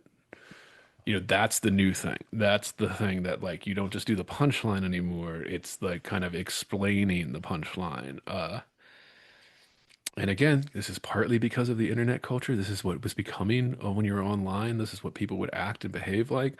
But Mhm. also, you know, it's a huge part of wokeness, and those things are kind of intertwined. But just yeah, it does that is becoming more prominent. Another thing about just the poor writing on this one, that Manny's mustache plot Yeah, in this. It's like Manny's complaining about how no one notices his mustache, and like he doesn't have one. It's the same, yeah, and it's supposed to be this bit about, when kids start growing facial hair, like, it's really important to them. So, I mean, it would have been funnier if they just had him grow out like a thin one, or put like a thin, almost dirt mustache on him. yeah, like little And wisps or something. Yeah, yeah, like you see, I see middle schoolers trying to grow that out all the time, and it's just you call it like it just looks like a dirty, the dirty, trashy mustache. That's not really anything, but they're keeping it there because it's facial hair, and they think it's grown up and cool. oh Manny yeah, is not like that. He's more mature than that, and he knows, he would obviously not think he has this mustache that he keeps like, touching and yeah. stroking. Like this is ridiculous. So yeah, I that plot didn't really work at all either.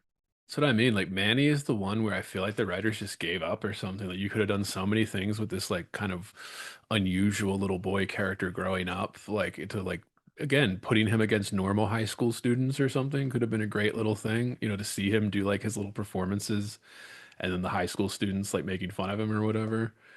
But Mhm. yeah, something like that with the dirt stash. And again, yeah, it's a kind of a puberty joke, all of that. I mean, dude, I still can't grow a mustache. So I mean, there's that. Like I can't really grow facial hair.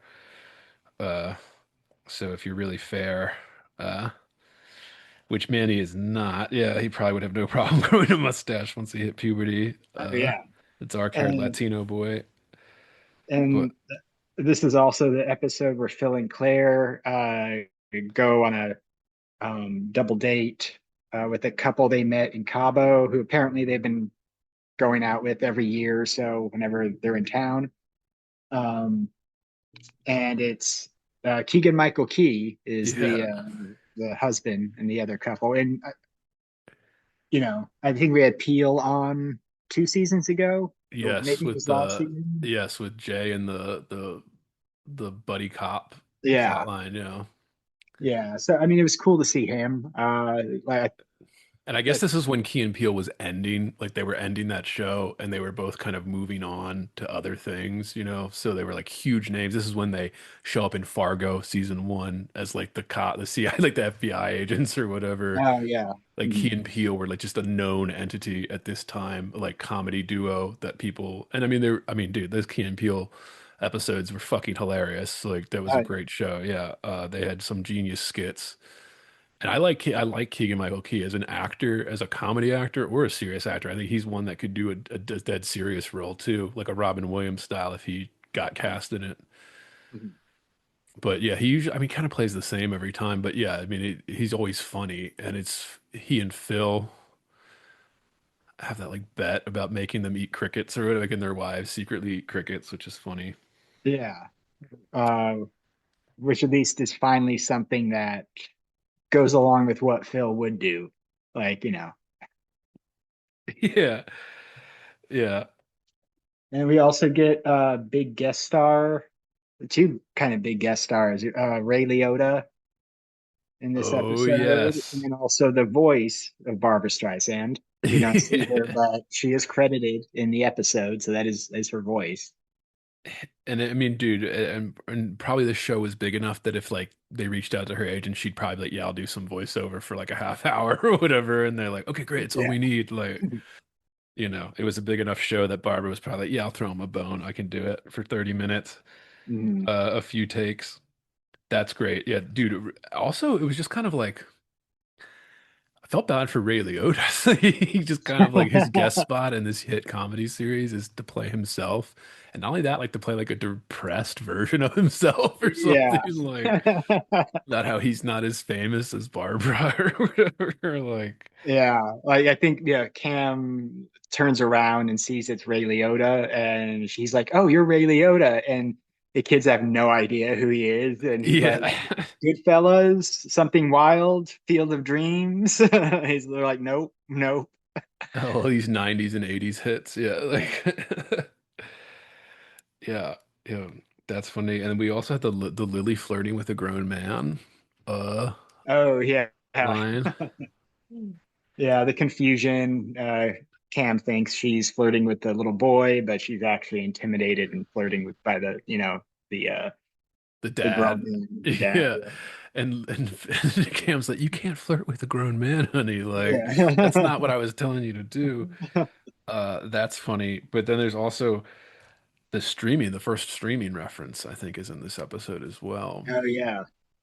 Because Hmm. again, it's becoming a thing, and it's because of Jay's telling that old man about Netflix, and he's like, you just get DVDs in the mail. And again, this is 2015, listeners, so Netflix was not doing that anymore. It was fully blown streaming. It was the first streaming service, becoming the online subscription thing.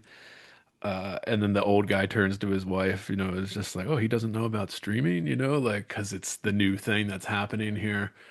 Uh, the streaming wars hadn't even begun yet. We didn't know what was going to come of that. But yeah, the first reference to streaming and how like the old guy doesn't understand streaming, right? Like Jay doesn't understand what streaming is and how it works or any of that. There's still references to the TiVo being full in this season of I think it's in a later episode where like they're upset that Gloria's upset because all of like the movies that she saved for Jay on there to like get him to do what she wants if he cries at like a sad movie or something. They're all like filled up with Joe's like little kid TV shows or something. And she's like, what? You've used all of the TiVo space. And I was just like, man, TiVo space. That's Yeah. might even have been dated for 2015. I don't know. But Yeah, I mean, I think so. I think by then there was already like that, DVR or whatever on the or you got it with your cable yeah, subscription. Yeah. yeah, it was like Comcast a had cable. it. Yeah. And I remember, yeah, because we had growing up where I lived is you could only get Comcast if you were doing cable. Uh, but yeah, okay, so all that. And then episode 11, we have the Spread Your Wings episode is called. Uh, that's with Gloria's family sauce, which is there's some great bits in this too, but it's also becoming more and more of this kind of leaking in of the woke stuff. We have Mitch say to Jay at one point that he has rich white man problems. Hmm. So he's like literally saying this to his dad. Uh, and not only is that, like Mitch is like in his 40s saying this to his dad, who's like been a lawyer his whole career, and I'm just like, oh, aren't you a rich white man? Okay, Yeah. Well, aren't no, your he's gay, problems so like it's different. He exactly? apparently Yeah, has problems, right? So, He's a minority. Uh, because of it's the Vietnamese dance troupe sleepover that Mitch and Cam are hosting because for Lily's friends. another trans reference in that one. Is there? I missed it. What was Yeah, he's the lady's dropping off her daughter, and he's like, "Oh, thank you, Mrs. Trans. Oh, we had a couple of trans over for dinner," and he just stops right there because he realizes like she wouldn't get it, like the trans. He had trans people over, not last name trans. Yeah. there's a few bits about the Asian last names still because I think there's a later one during the promposal where uh the girl that Luke wants to ask to prom, her name is like Sarah Ho. And like Mitch is like that cheap hoe, like he like says it, and like, oh, like Cam, what are you talking about? He's like, no, she gave me a $5 gift card on Teacher Appreciation Day. Her last name is literally Ho, like Yeah. Ho Asian name. And then the trans, this is her last name, but it's yeah, they just have the kind of Asian last names, which eventually goes away here, but there's still a little bit of that. We also have this as one of the plots with it's funny, but like still Gloria's family sauce, the sacred family sauce, right? That is her cultural heritage, and how dare anybody try to change the recipe or or copy the recipe or it just that yeah, I was just like, oh, here we go, the sacred family sauce, right? Like, oh, only Yeah. my family made red tomato sauce or salsa or like Yeah. whatever it is. The abuelita's special recipe passed down from her abuelita. Like, yeah.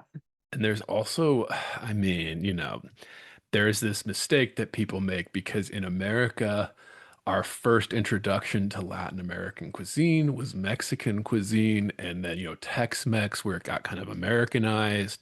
And, that's basically what Taco Bell is. And, like, all of these things are like the Tex-Mex version of Mexican.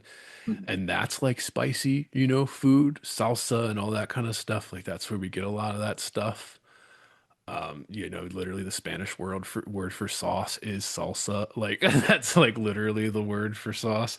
So it's like, but then when you go to other regions, when you get past Central America into the South America, like really the only spicy foods are like in that like Central American region where they would grow peppers regularly because of the heat and all of that. Mhm. Whereas when you go to other nations in like Latin America, spice isn't a huge like when you eat Brazilian food or something, it's not about like heat. It's not like Thai food or anything where it's about like the heat or Mexican food where it's about the heat and the spice and stuff, giving it a lot of flavor. So there's always just like a confusion. Like I remember thinking, I was like, is Colombian food even supposed to be spicy? Like, is that like uh I have no uh, idea. me neither. Like, yeah, me neither. Listeners, if you know, let us know. But I know that that is a point of confusion that a lot of people just kind of conflate all Latin American cuisine with Mexican, which is, yes, spicy and a lot of peppers and, all that kind of thing. But I don't know.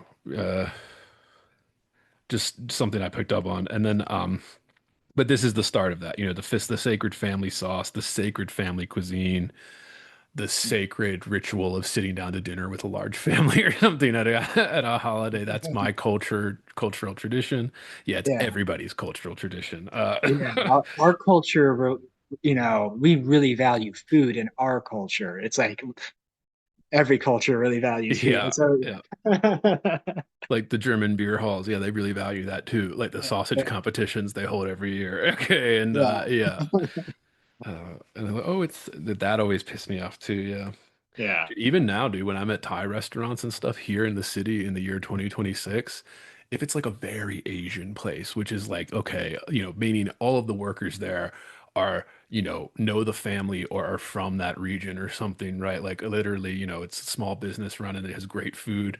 When I Mm. order something that's like super spicy, like I always even get like these warnings. If it's a not a white waiter or waitress, it's like an Asian one. They're always like, "No, you don't want that." Like you don't like they would like literally tell me what I don't want, type of Yeah. thing. And I'm just like, okay, now who's being racist? I'm like, okay, now who's talking about cuisine? Yeah. White No, man cannot handle that. right, yeah, You're too exactly. white. I'm Yeah. like, I know I'm a blonde white guy, but I do like spicy food. I love really spicy food. But yeah, okay, that. what was that? Oh, the Jane Fonda workout tapes in this one Yeah. with Jay, which is great. Mhm. Great little throwback. Um, Also, this is the one where they have that kind of like Vietnamese sweatshop bit where they have to bottle the sauce and they don't have enough time. And Oh, Jay's like, well, we could get it done because they have, all these like Vietnamese girls at Mitch and Cam's house sleeping over. And yeah. like the one mother comes to like drop off medicine that the daughter forgot. And they're like all in like a assembly line, like with hairnets. And Jay's like over him screaming. He's like, all right, pick up the pace, ladies. Pick Yeah. up the pace. And like the woman just like takes her daughter and leaves. Mitch Yeah. answers the door. He's like, it's not as bad as it looks. They're like all these little Vietnamese girls doing like slave labor. Like, Yeah. Jay's whole idea was like, oh, if we get them moving, if we get them to do stuff, then they'll be tired at the end of the night. And so, yeah, that was it's like get them to work. dude, that's true though, too, dude. Especially like being a parent now. Like when you have like if you're not running these kids out before bedtime, like they're gonna not go to bed. Like, like with any leftover energy, even if it's just jumping on the couch or whatever, like it's all right, let's last hour of being awake. You gotta run that energy out. You need them to sit Yeah. still for an hour, or make sure they're running hills before they come here and sit still for an hour. Okay, like let that Yeah. energy get out. Uh, so that's the thing. Yeah, and like Jay's like, oh, the experienced parent, that's always funny. Yeah. But yeah, that Jane Fonda, and he like takes the tape at the end of the episode. He just like puts it in his coat. Uh, damn, the Jane Fonda workout tapes. What? All right, episode 12 is the clean for a day.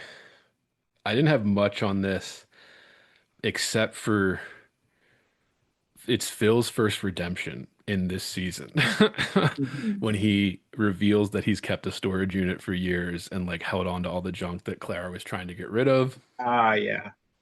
That's like the first moment of redemption for Phil. He had just been getting beaten up this season, always losing, not able to have his ducks imprint on him, like everything. He's just always he's always losing, always getting beaten up. And that's like the first moment where, yeah, actually Phil's a good dad and like saves the day and like is a Mhm. good man, like a good, like, loves his family type thing.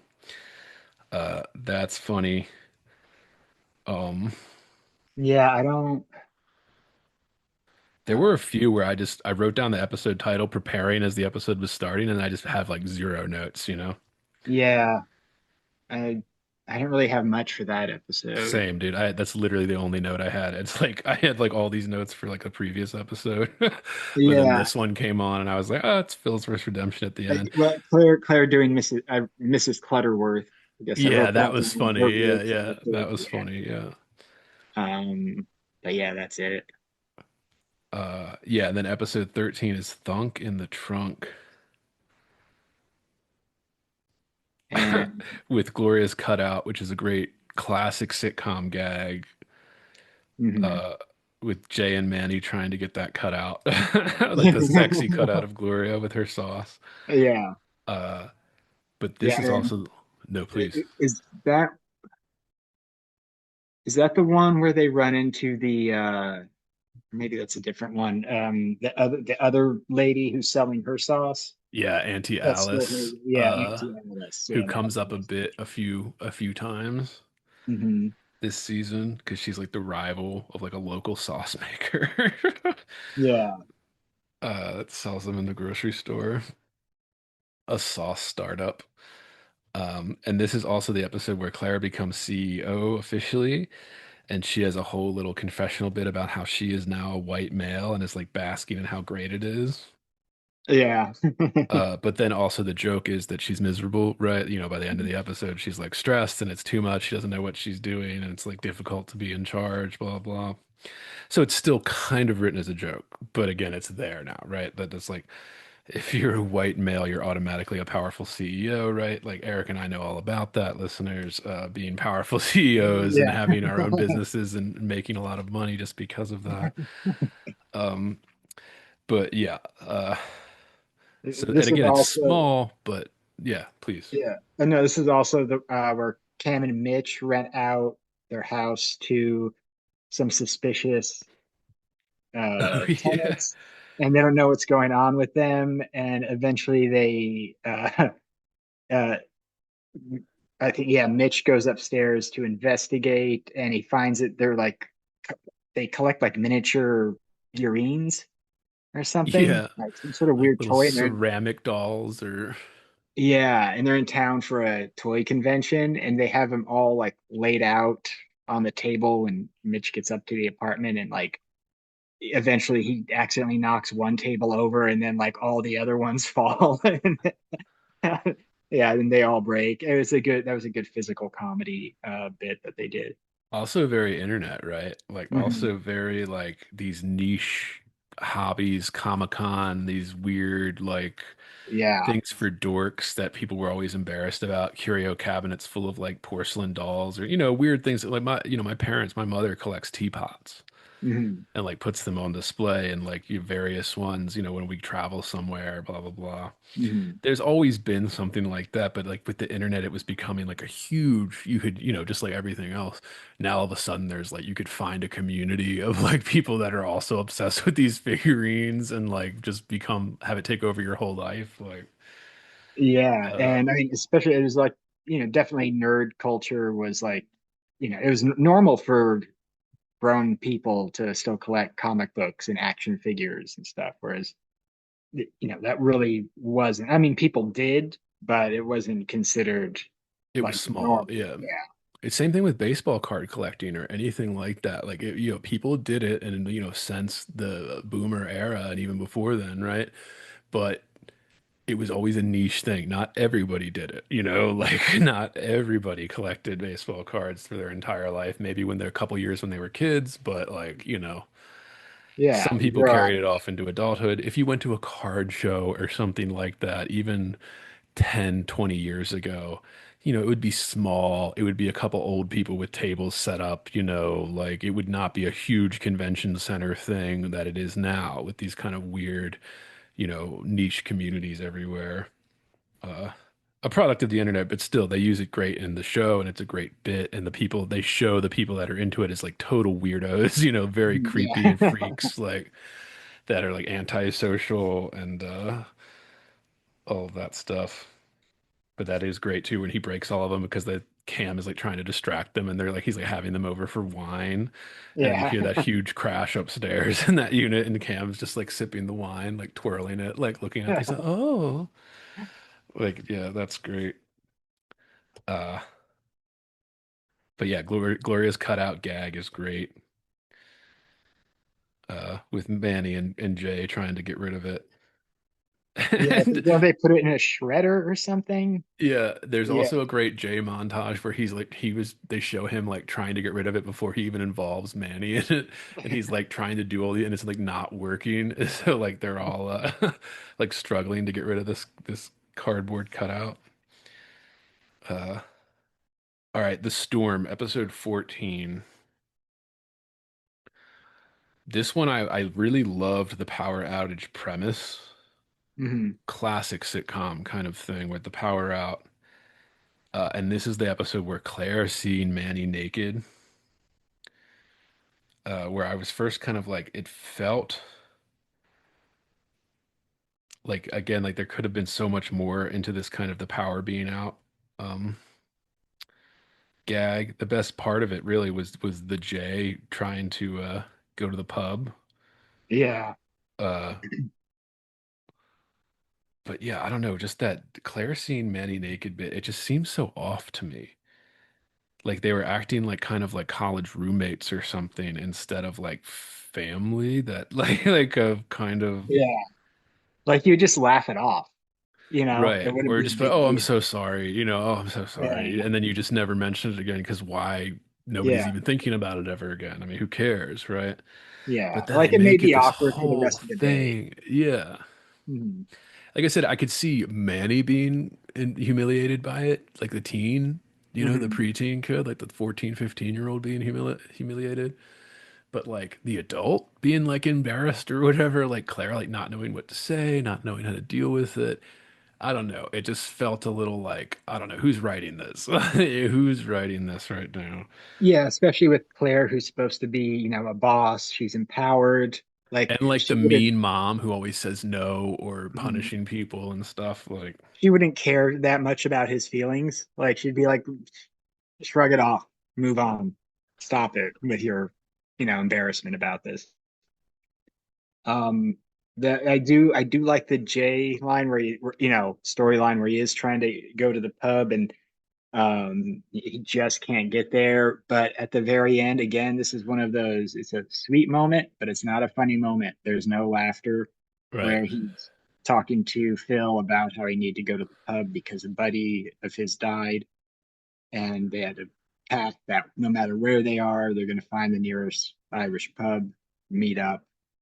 And, there's a moment where, as he's telling that story, Phil brings Jay over a beer and like a little Irish four-leaf clover type thing to make it seem like he's at a pub. And then he drinks a beer, and then Jay gets a beer out for Phil and has him sit down next to him. And there's no they could have done something kind of funny at the end just to right. make a joke, which they would have previously. Now it's just no, let's have that sweet moment and just let it sit there. And it changes the mood of the show. Yeah, and it was like also because one of the running gags was that Phil is always trying to bond with Jay and Jay never lets him, you know? And it was just a moment where Jay lets him kind of bond with him and he's actually grateful for it, like genuinely.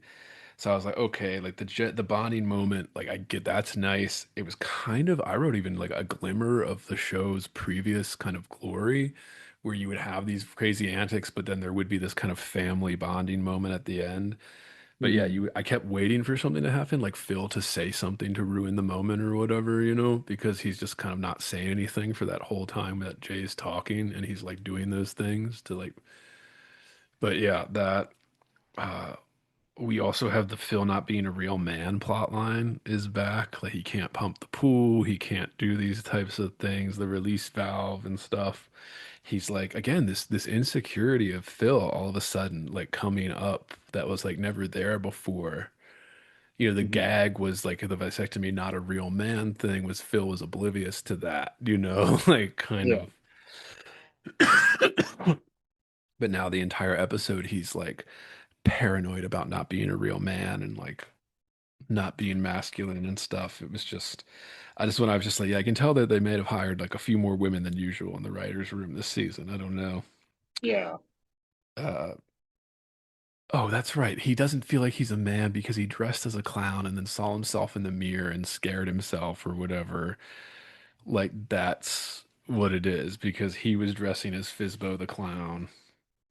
Yeah, I don't know. That Fizbo the clown shit. I'm glad it was brief. There was only like a few instances in that episode because that's the Lily's birthday party with the cool girl. Episode 15, we get a Pepper episode, Yeah. which is always good. Yeah. Um, and yeah, this is also where Ben, that the assistant to Claire at her work, really has like a major. He starts becoming more of a major part of the series. Yeah. They're giving him like a personality and stuff, Hmm. constantly talking about his alcoholic divorced parents or whatever. Like all of this kind of trauma is character building. Yeah, and it is this kind of like, uh, but she feels that she has to like control everything at home, be on top of all that, and also be on top of all the stuff at work. So she has Ben do all the home stuff, like go home, make lasagna, meet the repairman, all this stuff. Um, and it's kind of one of those, it does kind of acknowledge like, oh, like, no, you can't like juggle both perfectly, even if you're a strong, independent woman. Yeah. The myth of being able to do both. Yeah. The myth of having it all. Mhm. And that, yeah, probably the funniest part about this is the Cam and Mitch at the wedding with Pepper, and Pepper like complaining about how terrible, how much he hates planning, how much he hated planning that wedding. It's like trash to him. Yeah. Oh, Uh, excuse me. I have to go to the mashed potato bar and get some of what are called fixins, and he starts crying. He's You're complaining about getting one of these things called fixins. And like, yeah, and you learn that Lily hates how her like fathers dance or whatever. Mhm. That's a great bit too, because they start dancing at the wedding. She's like, "Oh, I really don't like the way you're dancing." And then they're like, "Oh, you don't like this?" And they start dancing.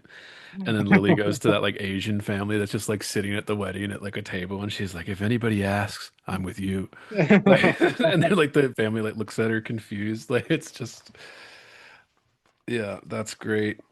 Phil downgraded to a housewife. Yeah. Uh,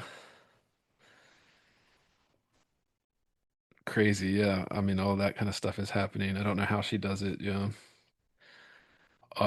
Dude, episode 16, the cover up. I uh I loved Phil's plot line in this one Yeah. because it's back with Phil being into like black chicks is back. Mhm.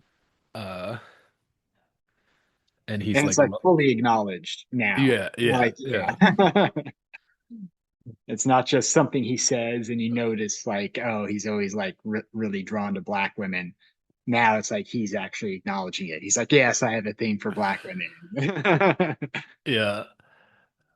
Whereas, but yeah, which is stated directly at a certain point. Yeah, which is it's kind of a classic sitcom bit where the black woman thinks he's racist, but what he's actually is just he's really attracted to her, so he's been lying to his wife about Yeah. who the client is or whatever, and That's why he doesn't want her to move across the street from him. Yeah. but yeah, that's funny. He also has one of those like a line where when they run into each other on the street because she's going to the yoga with the hot instructor who's been like feeling her up and he's meeting the sexy black girl client Oh uh yeah. and then she's, oh well, we have to go. He's like, yeah, see you black home. So he does like another one of those little slips like in the previous seasons as he runs away. uh this is the one where Jay is on YouTube now or whatever Yeah. blogging. Yeah, that would again, yeah, like old people finding that, they can do stuff on YouTube, and all he does is, a sort of grumpy old man complaining about things that, the modern day. What's wrong with things today? Yeah. It's just kind of funny, but he always gets harassment from some guy named Lady Killer, and we find out that it's actually Earl that's been trolling his page. And again, they get into like an old man fight.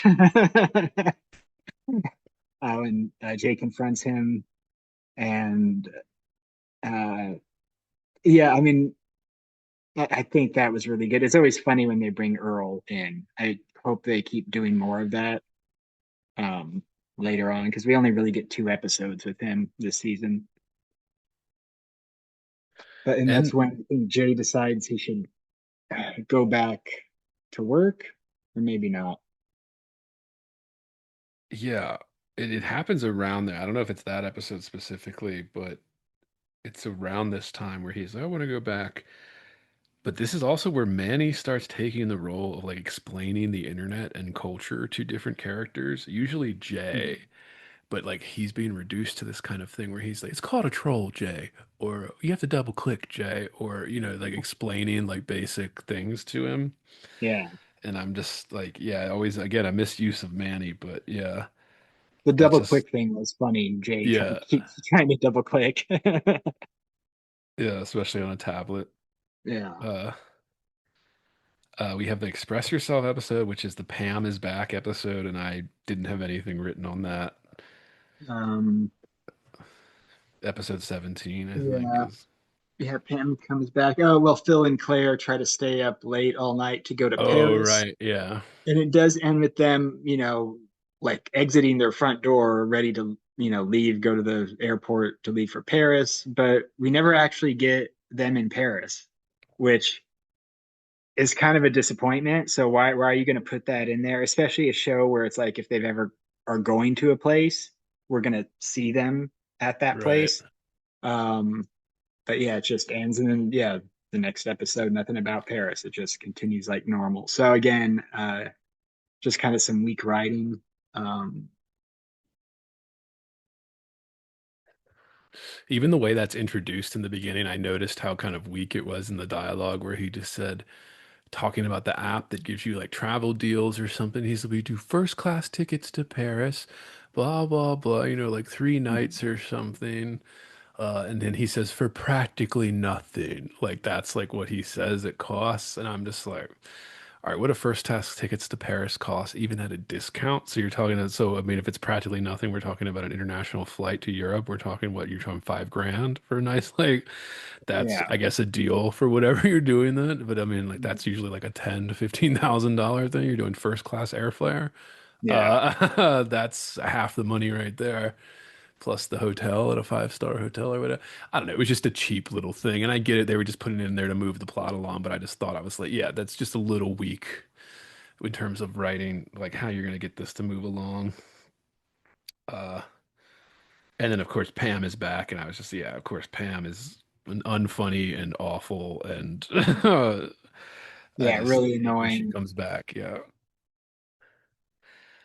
The episode after that is episode 18, The Party, where Manny and Luke are having a party with Lily.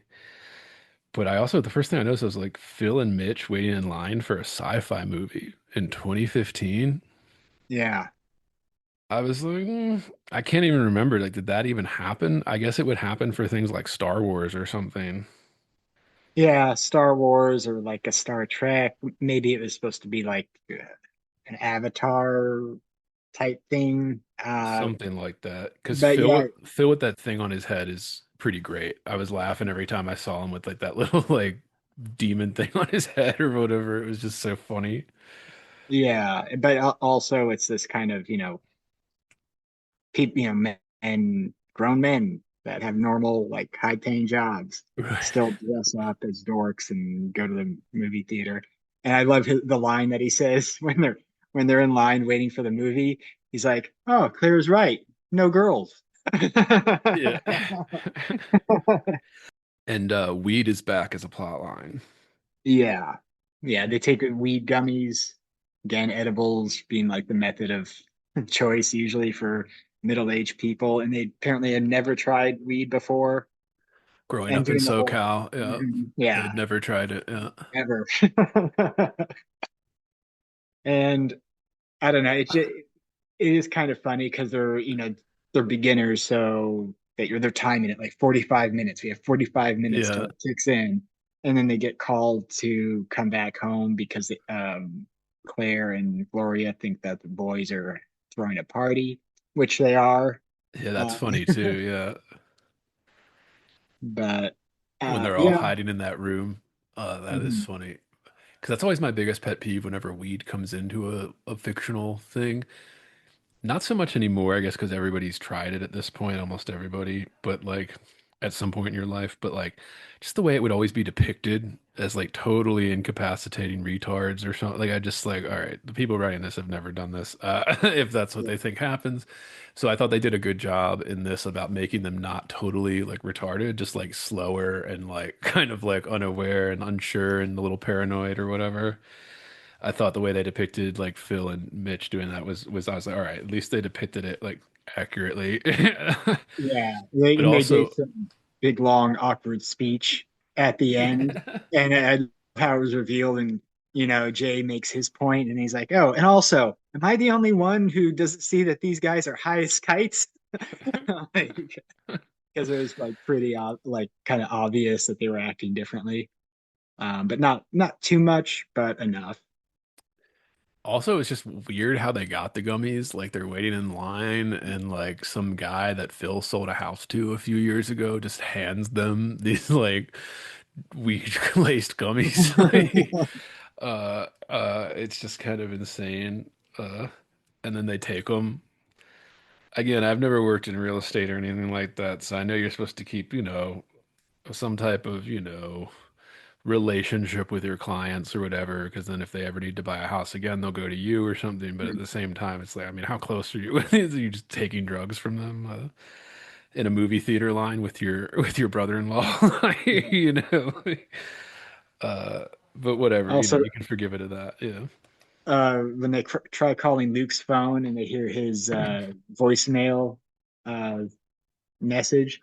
And um, Claire's like, uh, uh, wow, I don't know. Luke's rap, that's a bit sexist. And they start talking, like, I guess he's got some rap for his voicemail.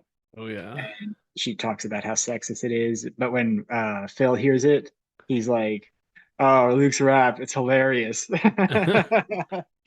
Just those two different reactions in the same thing. Oh Um, yeah. in Yeah. the beginning, Jay does mention he tells a story about how he sold a home, or sorry, he sold the closet to the creator of Alf. Oh yeah, yeah. Yeah, I just thought that was great. Which makes me didn't Steve what's it? Didn't Steve Levitan write on Alf or something? Didn't one of these guys, Christopher Lloyd He or might have. I don't know. I can't because remember. this isn't the first Alf reference either. I feel like I did interview one of the writers from that show. Listeners go back and listen to it. Leslie Rasmussen. She was one of the writers on Alf, and she talked about on that episode, yeah, how just what it was like. Yeah, to like they'd mess with the puppet during rehearsals and stuff, and like they'd get like really raunchy, and yeah, it would just be like funny. So Yeah, I always like remember just the creator of Alf. I thought, did you ever see that movie Permanent Midnight? no. It was with Ben Stiller and Janine Garofalo, and it was about I think the guy who created Alf originally. So I don't know how long if he even worked on the show a lot, but he was a huge heroin addict. He was like, and according according to the movie, he came up with Alf because it was like what he would like talk to when he was on heroin, like or with withdrawals, I guess, or something. This yeah. Damn, that is funny. Episode 19, we have The Man Shouldn't Lie with the Christian rock band staying at Cam and Uh, Mitch's Airbnb, yeah. which is great. And then the we do this is the one where they repeat the finding the animal plot line in the same season where Claire finds the stray dog, Mhm. like Phil finds the ducks. Um, they also redo the Cam playing the drums plot line from like season one. Uh, but yeah, the gay band member is great. Mhm. Great bit. He's not ashamed of being gay. He's ashamed of he doesn't want to be a drummer anymore. Yeah. Uh, And yeah, no, that was good. And Cam has to fill in for him on drums when they play their concert. And their first song is about how being gay is how a man shouldn't lie, with another man man. shouldn't Yeah. lie. Man shouldn't lie. And just Cam's face when he hears the lyrics, and he just starts doing, his own like kind of backing vocals, unless Yeah. they really love each other. Yeah, he's like singing, like ruining the song. Yeah. Yeah. That's always funny too. Because they have it like the whole through line is yeah, that Cam is like, I know many very nice Christians, accepting Christians, blah blah blah. And then like, Mitch is like, oh yeah, well, I got bullied by Christians, blah blah, so I don't like them. And then like eventually they're like praying or whatever before it, and like Mitch gets won over by these guys. Oh, he's just being so accepting. He's like, pray for Dex, like the band member that left. He's like, and just know that we accept him no matter what. And then Mitch is like, oh, these are nice guys. And then they go out and play that song, Man Shouldn't Lie with Another Man. And like they're like, yeah, it's like awkward as shit. Uh but this is where I'm just like, all right, we're starting to repeat some storylines too in the same episodes where you have Cam filling in on drums again for a Yeah. band that like he has no business being in. And that's funny too. And then we have Claire finding an animal, like the finding an animal plot line being repeated. Uh but we do have a great with Phil and I mean with Jay and his like friend that Gloria makes him hang out with that he actually really likes. Yeah, Adam Arkin, guest star. Uh And he doesn't want to admit that he likes this guy because then Gloria's going to make him try other new things that he doesn't want to try, Yeah. like female, like women movies and like new fancy trendy restaurants or whatever. Yeah, but again, they do repeat it is a storyline of much like with the older couple or that older guy, the Orson Bean, that episode.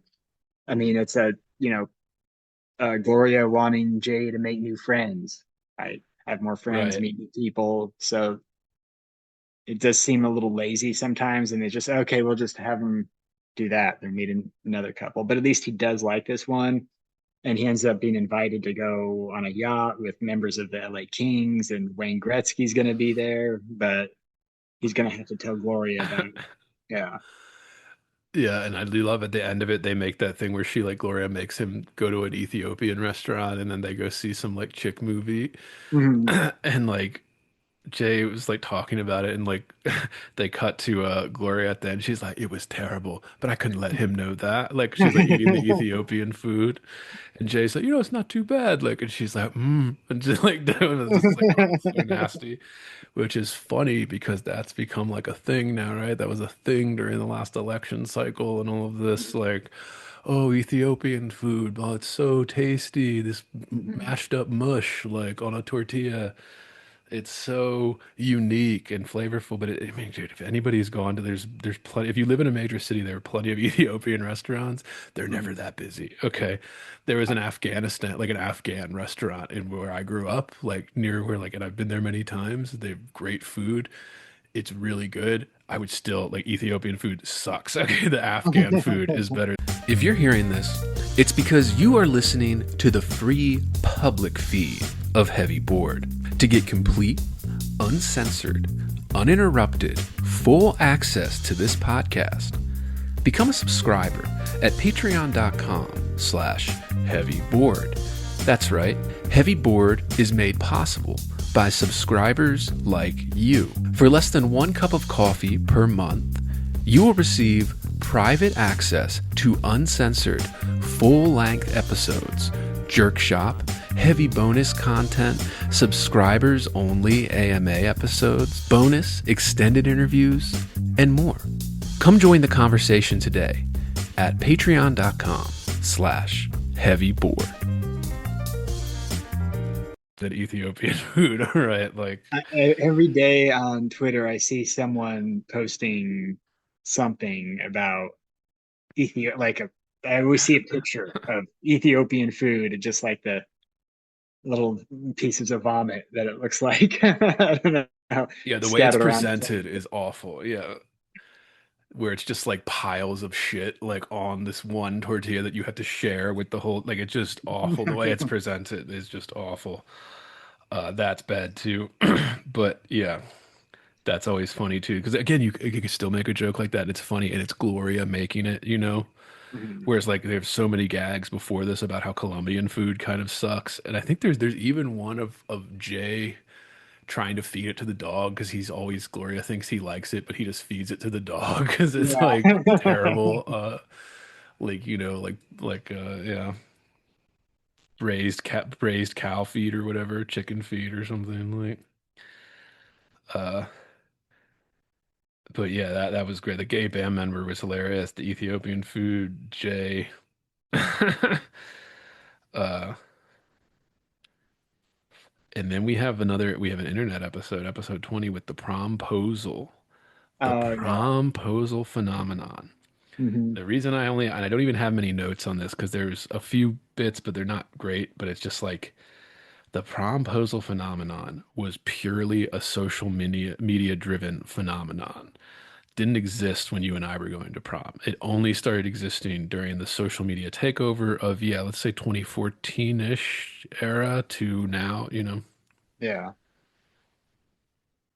like an elaborate way to ask somebody to prom. Who even does that too, dude? I mean, when you and I were in high school, dude, like, wouldn't you just went with your girlfriend? Like at the time, like I don't even remember Yeah. No, that's just asking, like, it's yeah. Usually just went with your girlfriend unless you didn't have one. Then yeah, I guess if you don't have one, yeah, then, you would ask a girl that you kind of liked, and but no one did anything elaborate. I mean, probably just someone did it once. It went viral, and then that's when every girl wanted that. hmm. You know. And the whole point became to film it for social media.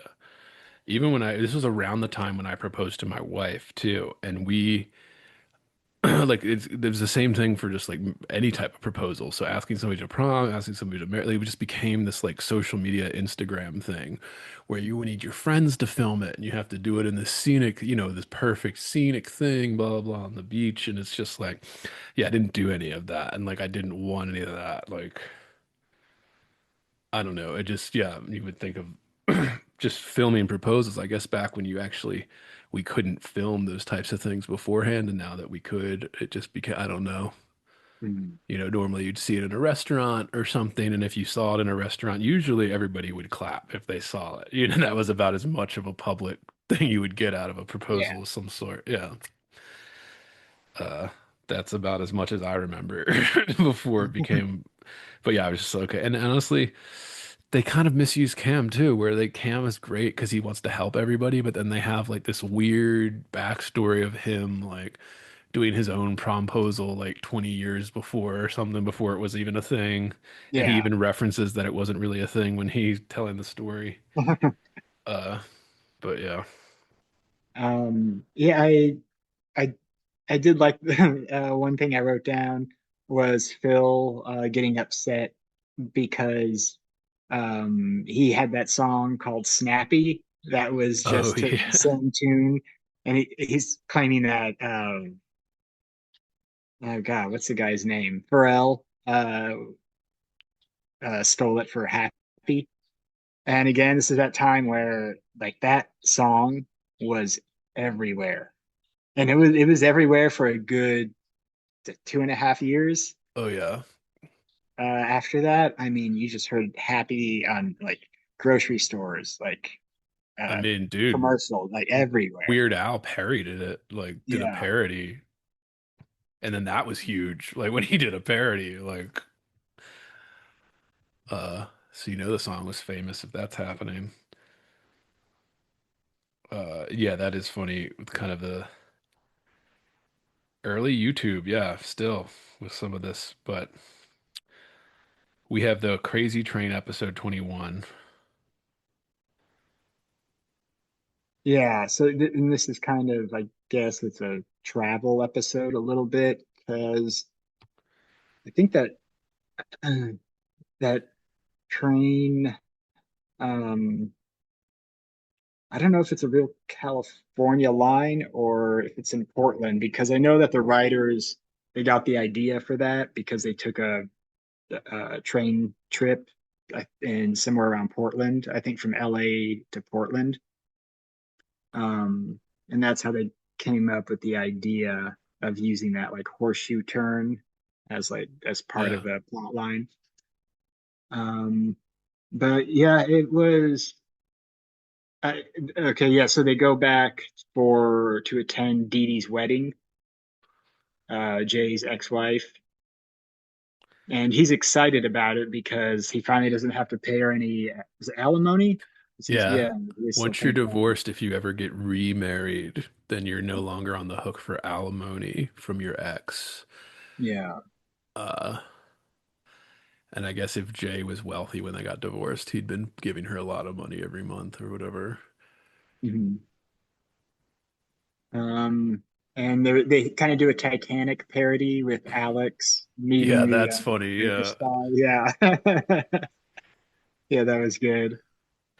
Going into the coach in the first class on a train too, because yeah, 'cause I think even Alex says he's like, it's like a $20 difference. It's like a train, Yeah. like it's like $20 difference for a first class and a coach seat. Uh, and they have that And kind of cartoon character writer uh, yes, with a type Cameron. with a typewriter on the train.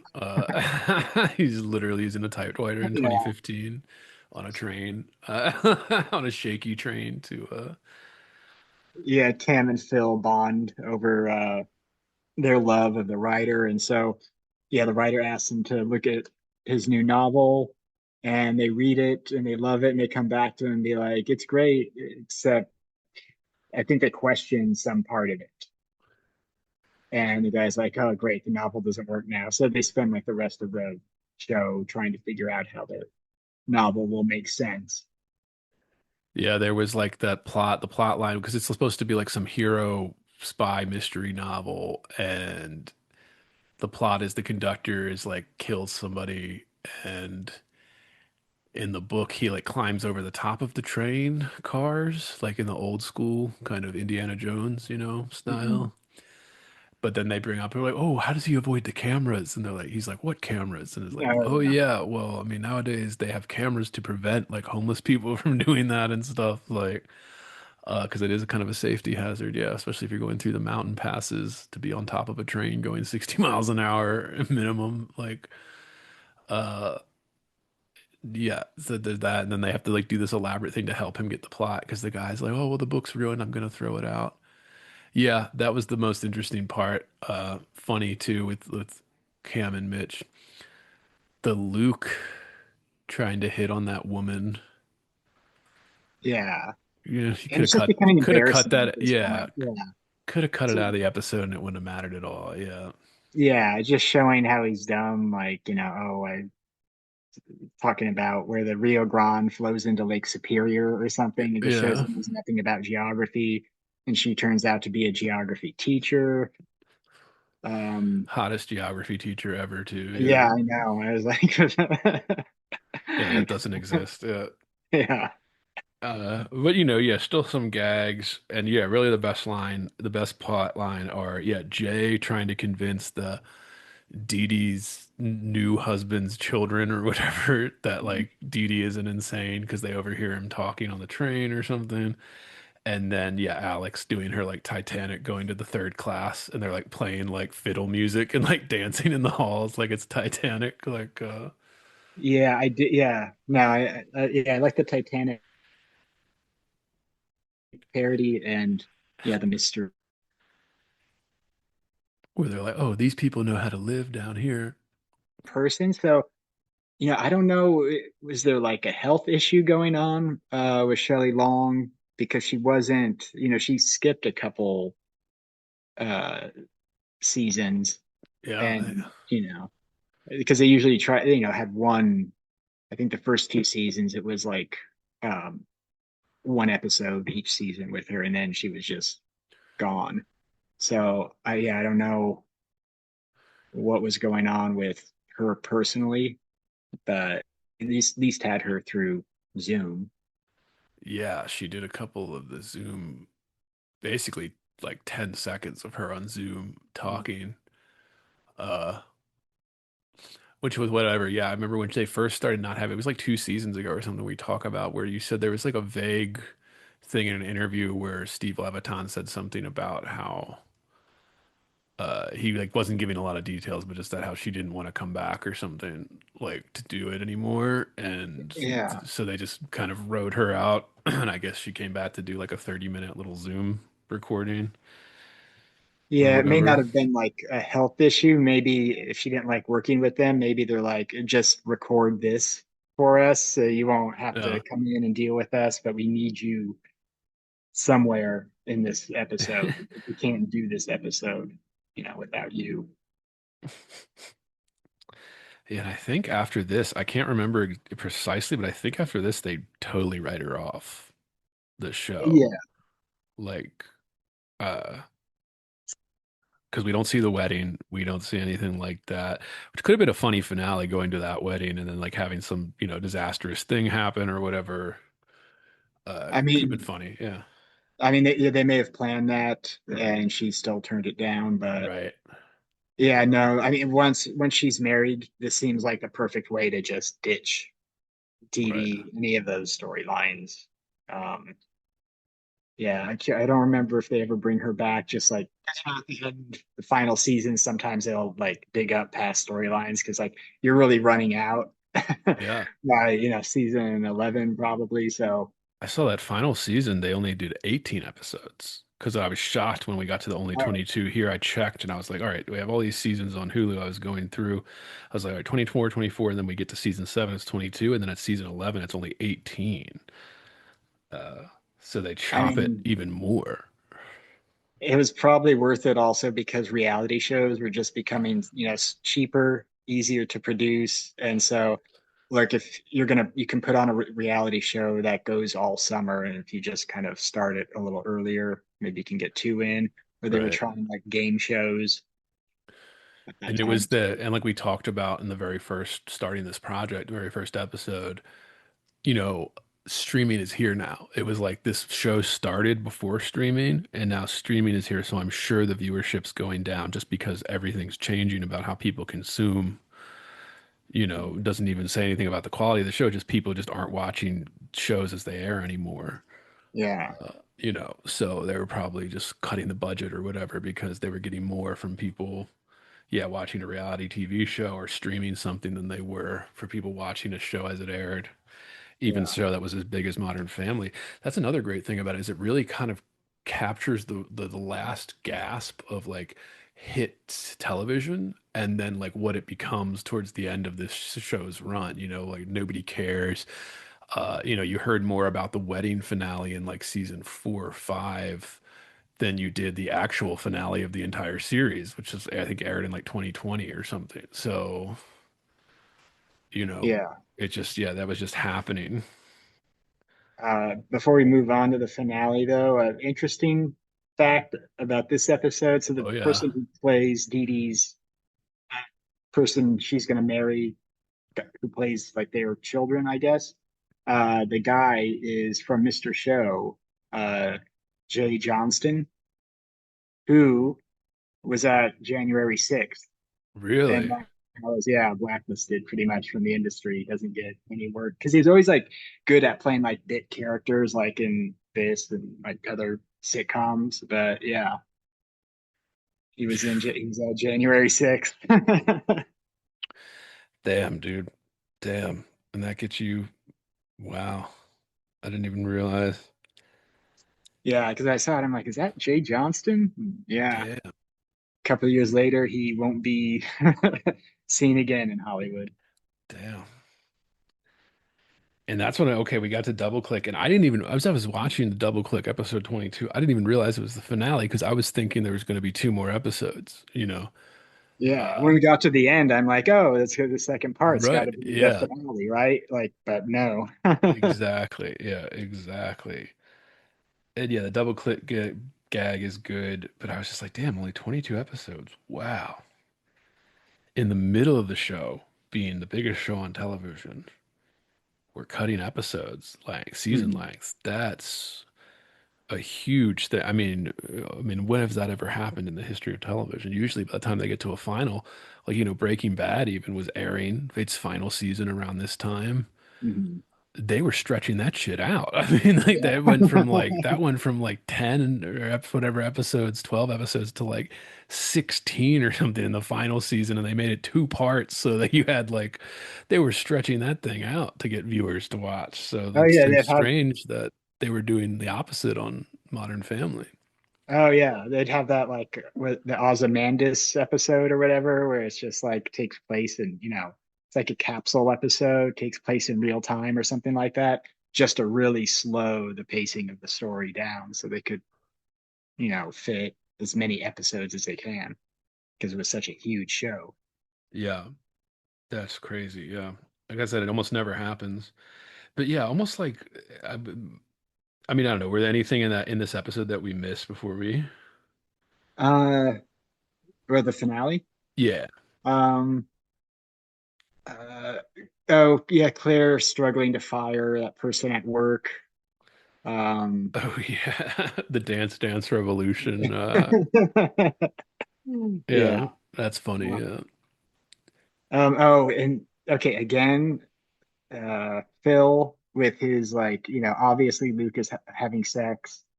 He had a girl upstairs, and there's all these clues to it, like a hickey on his neck, like a shoe out in the yard, all this stuff, and he's just like making up excuses, like convincing himself, like, nope, he's not having sex because he doesn't want Luke to grow up.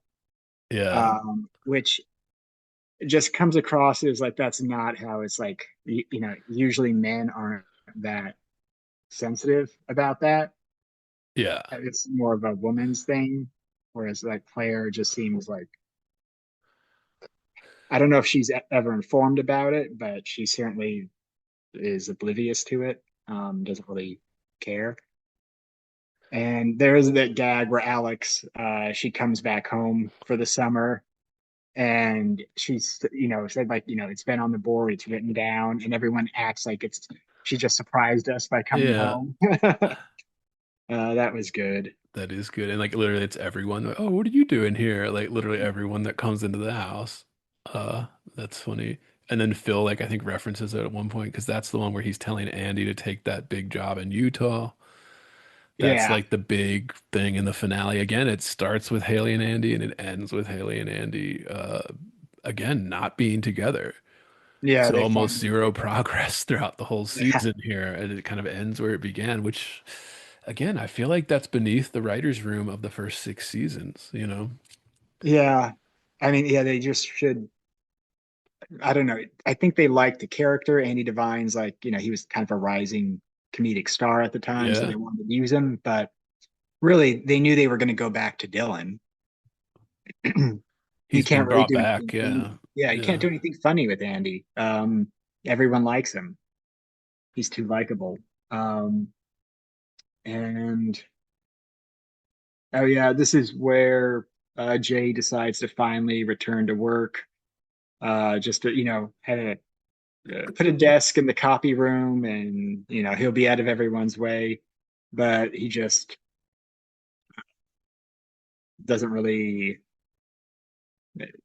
He like doesn't fit in now that the Yeah, company's changed. He like doesn't know how to use the copy machine and he doesn't know anybody's name yeah. and He doesn't know how to do any of the grunt work because yeah. he's always just like oversees everyone all the time. Um, and then Mitch and Cam, Mitch wants to go back to Missouri for the summer, and they're debating on who should take care of Lily. Or I'm sorry, Cam wants to go back to Missouri, and they're debating who should take care of Lily. And in the end, they just decide to all go to Missouri. Um, Right, because they're starting to do this plot with Cam, which comes up later in these last couple seasons, where his coaching career is mhm, getting more advanced. So he took like a temporary job in Missouri for the summer to be like an mhm, assistant defensive coordinator for like a college team, like mid Missouri, not even like the big one like Mizzou or something, like their big school, big football school out there in Missouri, but just, one of the smaller local schools, which again is a stepping stone, You don't start out coaching pro ball or college ball. You start at high school level and then you start to work your way up, yeah, with mhm. assistant gigs and then yeah, eventually get a head coaching at a higher level. But like so they're starting to play that up, which comes into play much later in the series, but it's still like they're building up Cam's career now as a football coach. Uh um, Yeah, the custody. They have like a custody like arrangement to like send Lily back and forth between Missouri and like LA or something. yeah. Uh And okay, again, Phil with this like his family games or whatever that he's yeah, doing, family Olympics, family camp or something. family Yeah. camp. It's, I mean, I think again, Phil is just like portrayed as this guy who's trying to hold on to his kids. He can't, doesn't want them to go. He wants it to be just like they were when they were little, where they're doing these dumb, like, kind of games that no one else is interested in now that they're older.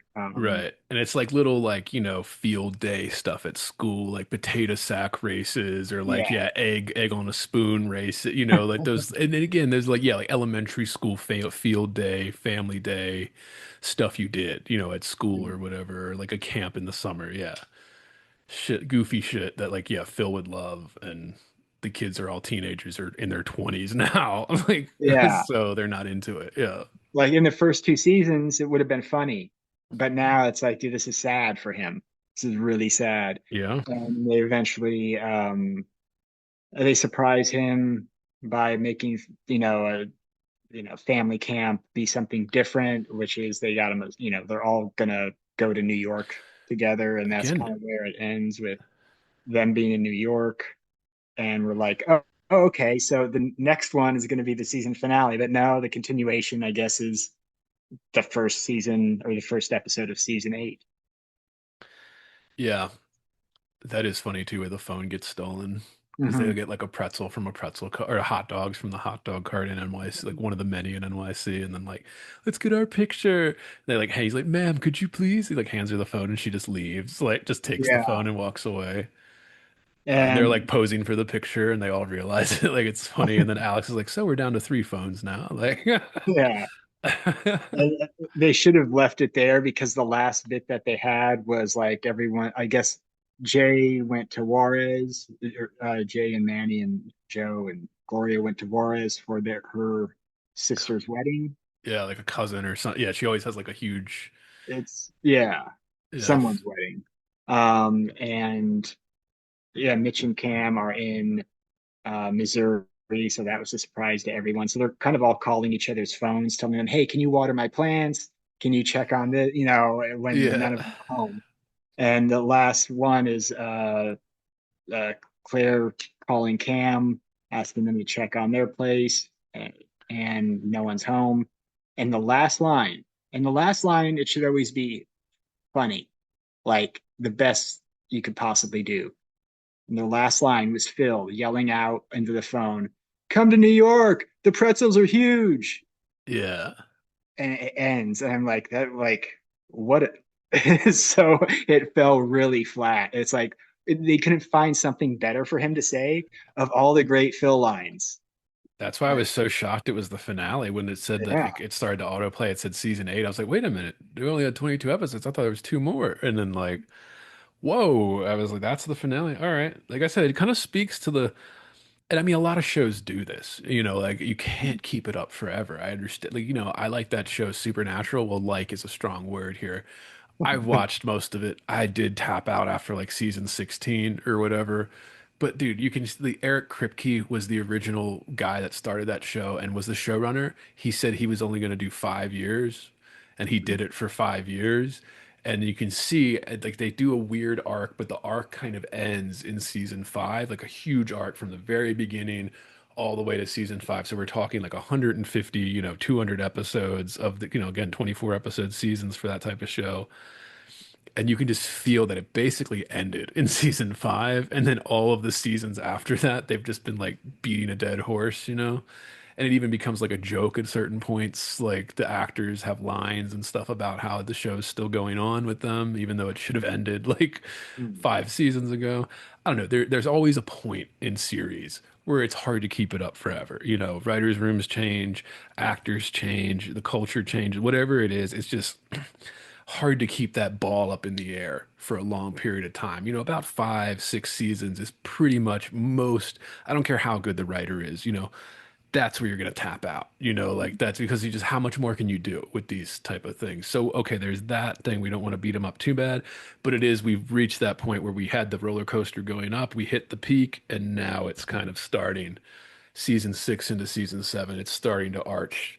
Okay, we peaked and then it's going down. Season 5 was kind of the peak of everything running together. And then again, even with the finale, the gay wedding finale and stuff, it felt like a complete story that happened. And now it's just kind of bonus stuff. So there's that aspect. But I think the cultural stuff too just really hurts the writing overall.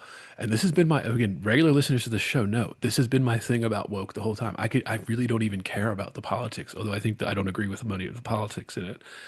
It's about that it's like being used as like a craft element now in writing and art and stuff like that. That's what pisses me off about it the most, is that it's being used as a crutch for the art creation, for the writing, for great shows and great novels and great anything that needs to be written. Okay. And then even you can extend that to any other art, visual arts, cartoons, whatever it is. Like it's just being supplanting the craft, because as long as you're making a political point, people just pretend that it's good, or pretend that it's well written, or pretend that, and then we're starting to see that in this show now. And again, it's right at the peak time, 2015. I think a lot of us, we could probably point to a couple different shows that were airing at this time that fell victim to the same thing. I don't know. I mean, It's Always Sunny definitely did. Um, Yeah, man, that was a rough yeah, one, dude. because Always you Sunny think they would be the is, last. yeah, perfect example of a show that, yeah, has been on too long and just, you know, those actors are in their 50s now and they're supposed to be playing like, you know, the same, like it's just it was funny when they were in their 30s and now it's like they're in their 50s. Just I mean, I haven't watched the most recent the last season I watched of Always Sunny was the COVID season. Uh because I love Danny DeVito and Glenn Howerton as Dennis is, I think, again, to talk about somebody who should have gotten Emmys. Glenn Howerton Yeah. should have gotten an Emmy for playing Dennis at least once in like the 18 seasons that that's been on. Yeah. Because it's an incredible character. But even Dennis has like fallen off. I remember watching that and I was just like, it's not as funny for some. Is it because he's older, like visibly older now that it's not as funny? Is it because they've tamed down or they maybe went too far with some of the rapey stuff? I don't know. Like it just didn't feel as funny as it did like the previous 12 seasons whenever I started watching that COVID one. COVID did a number on a lot of good shows, a lot of good writers, a lot of good, Yeah. yeah. No, I mean, yeah, it became just where now they're before they even start their story idea, it's like, okay, make sure ticks all these boxes off. Like you have to check all the boxes to make sure it's crafted properly. And if you do a joke, you have to have a checklist. You know, is it punching down? If it punches down, we can't do that. Dude, You now know, that you like mention it, all that I'm, stuff. Punching down became a big thing where you oh weren't God. allowed to make fun of any minority group, anyone who's been victimized, anything like that. Yeah. You know, now that I think about it, that Always Sunny might have gone downhill when they made Mac. It wasn't a part of his character anymore that everyone thought he was gay. They just made him gay. Uh, that was kind of the downhill because now it eliminates a huge genre of jokes for that like they Yeah. were just always a part of the show. Like one of my favorite episodes, I think is like season 8 of Mac Day with Sean William Scott like guest starring. And like, yeah, it just they're all like he just Mac wants them to do all this gay stuff, and they're like, so Mac is gay, right? Like, you know, that kind of thing. But like, they still didn't come out as like Mac is gay. Then he has like a season where he gets like instead of being fat, he's like ripped. It Mhm. was right after that Mac gets fat season, and it's nowhere near as funny to be ripped as it is to be fat. So it doesn't work in that regard. And then they like make him totally gay, and it just, I don't know, just loses a little something there. Yeah. So maybe that's what it was with some of these things. Yeah. But yeah, man, another episode or season 7 in the books. It's funny because I was texting Eric about this where I was watching cable TV at night and something that I don't do that often. I was staying in a hotel and I was just browsing the TV guide thing and I texted Eric because I was just like, holy shit, like Nick at Night is playing Modern Family and Friends. And I was just thinking, I was like, man, yeah, but Modern Family is the only kind of recent sitcom besides Big Bang Theory and Modern Family are like the two last big recent sitcoms that are getting played on reruns at like Nick at Night or even like TBS, like the Super, like they were playing just Modern Family reruns, you know, like 10 p.m. or something to like midnight. And I was like, holy crap, this really is the last American sitcom. Like, what other sitcom, like, what sitcom airing right now do we think is going to end up? I mean, this show ended like 5 years ago, 6 years ago, and it's already on the rerun circuit everywhere, and they're playing mostly earlier season episodes too. You know, what sitcom now is even in the running for something like that? I'm sure some of them will make it there, but it's also just like it really was like the end of an era. Like it was the end of the American Empire sitcom kind of, you know. I remember like, dude, the stuff the reason I even saw some of these old sitcoms was because they would play at Nick at Night. Like Oh yeah. and not just the I Love Lucy stuff that would be on there, you know, but I mean like the Facts of Life. I would never have watched that show like Mhm. unless it was like on when I turned on Nickelodeon past a certain point or something as a kid. Like that was the only time I would see old 80s, 70s sitcoms like yeah, the Jeffersons, uh, you know. There was All in the Family, Mary Yeah, Tyler Moore Show, yeah. Family Good Matters. Times. The Yeah, Cosby Family Matters. Show, all of these ones that aired before I was even alive, you know, like like kind of I got to watch all of them on this. And I'm just thinking, I was just trying to think, maybe listeners can chime in too. Like, yeah, I don't know what. would be the sitcom now that, even 5, 10 years from now is getting the rerun plays on late night cable or something. Yeah, like I don't understand. God, it's just such a huge shift, not just in this show, but in the culture, period. A culture that no longer produces hit sitcoms like that. Yeah, I That's mean the real it's change. Yeah. I mean a lot's being eliminated because I don't think they're going to be bringing back like, like maybe Family Matters reruns, maybe Martin or something like that. I don't know, but there's not a lot to choose from. Um, I mean, because right now I don't think there is any sitcom. Elementary, I guess that's a popular one. I guess they could, put that into syndication, but that's the only one that would really work. No, it's again, like it's a lot of Friends, Seinfeld, stuff that's kind of timeless. Yeah. Sex in the City is being put on like TBS and like, Right. places that Yeah. aren't HBO. So there's stuff like that. But again, nothing really recent. I mean, Modern Family ended in 2020. I mean, that has to be the last one. Yeah. The I mean, last American sitcom. because Big Bang Theory, it's like, all right, there's Young Sheldon, and I guess that's popular. And then there's a spin-off of Young Sheldon that is going on too. I Oh, mean, yeah. I don't know. Like, it I just mean, doesn't seem like there's baby much. boomers are keeping it alive right now. So once the Mhm. baby boomers go, which is going to be in the next decade here, listeners, for most part, and then millennials will be the biggest generation in the US. Uh, it's, it's gonna go with it. Like if there's nobody watching these anymore, like on the late night, they're not even gonna syndicate them anymore because why? If nobody's watching, cable TV, when that generation that does is gone, cable might just cease to exist. I mean, I don't know. I mean, so we might not even get kind of syndicated. I guess they'd always be on streaming or something, so you could always watch them. But then, yeah, you have to find them, search them out, listen to this podcast, and then to go search it out. Yeah, Yeah.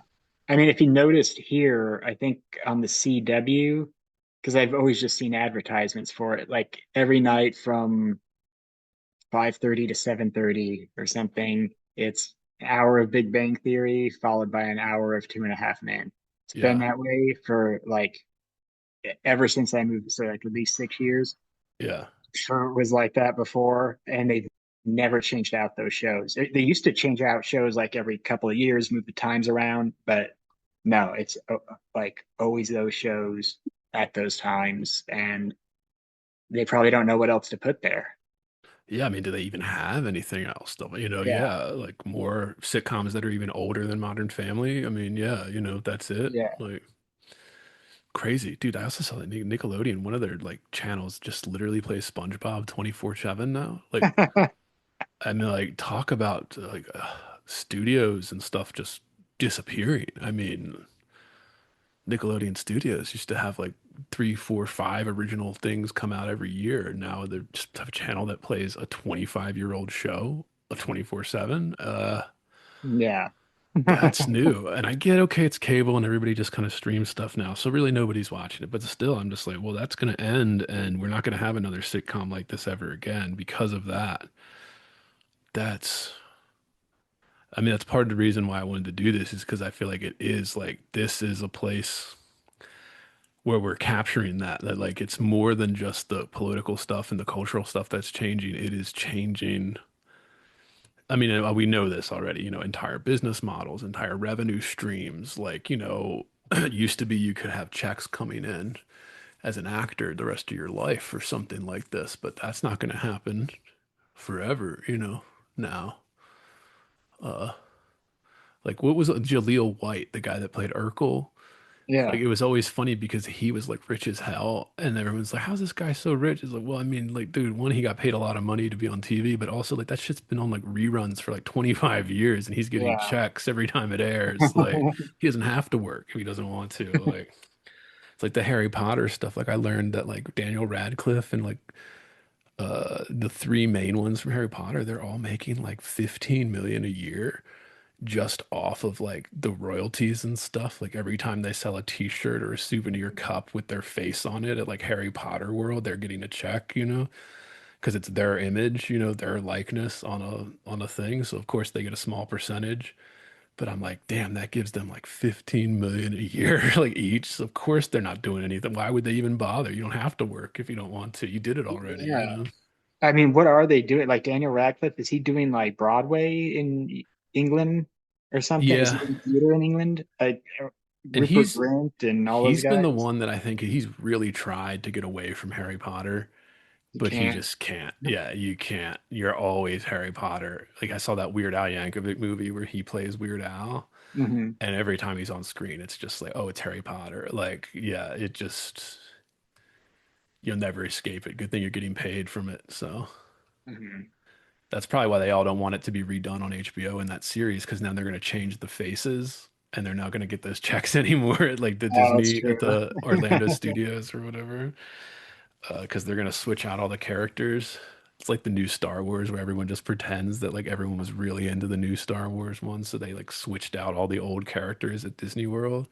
And you're like, what the fuck? I don't even recognize who these people are. Like, Yeah. like nobody cares about this random character from like the third movie or some the ninth movie or whatever. Hmm. But it's certainly the end of something, which is disappointing. But I'm just like, damn, this is so that's why we're doing this, listeners. We're documenting this thing happening here. It's insane. But all right, man, I appreciate it, dude. Modern Family season 7. Here it is. Once again, Yeah. thanks for coming on, Eric. Oh, no problem. Yeah, Thanks man. for having me, man. Of course, I always appreciate it. And we've been blowing through these seasons here too. So 4 more listeners, and we're going to keep blowing through just because we're on a roll right now. But also, I'm just like, we need to finish the project, and Yeah. like, yeah, so we can move on from it. But yeah, whatever. I don't even know what they're gonna do for season 11. I know I watched it when it was on, but I just can't remember. I just can't imagine what in 4 years these characters would be doing. Yeah, I remember a few things, but I can't remember if it's 11 or 10 with those seasons where like it's really with Alex and Manny. I remember being very kind of, what are you doing here? But so we'll get to that. All right, man. Appreciate it.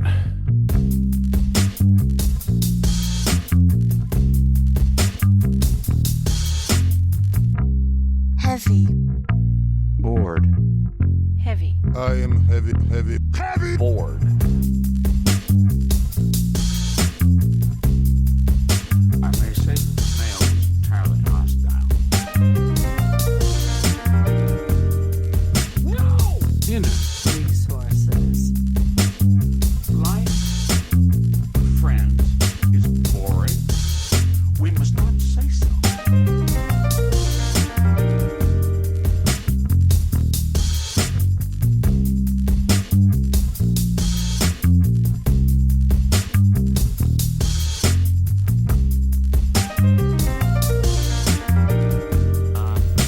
Are you radioactive now?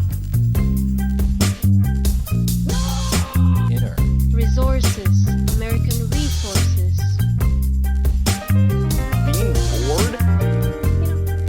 Some activities are intentional, right? It shows such a lack Heavy. of gratitude for life. Bored.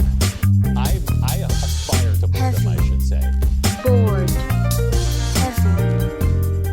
I am heavy, heavy, heavy. Bored. Has you the night sweats and the day sweats, pal? Pal, I do. If you're hearing this, it's because you are listening to the free public feed of Heavy Board. To get complete, uncensored, uninterrupted, full access to this podcast, become a subscriber at patreon.com/heavyboard.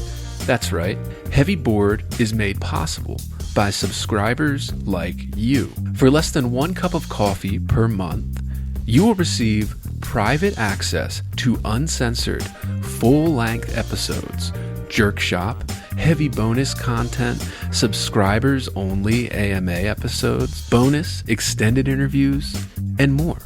Come join the conversation today at patreon.com/heavyboard.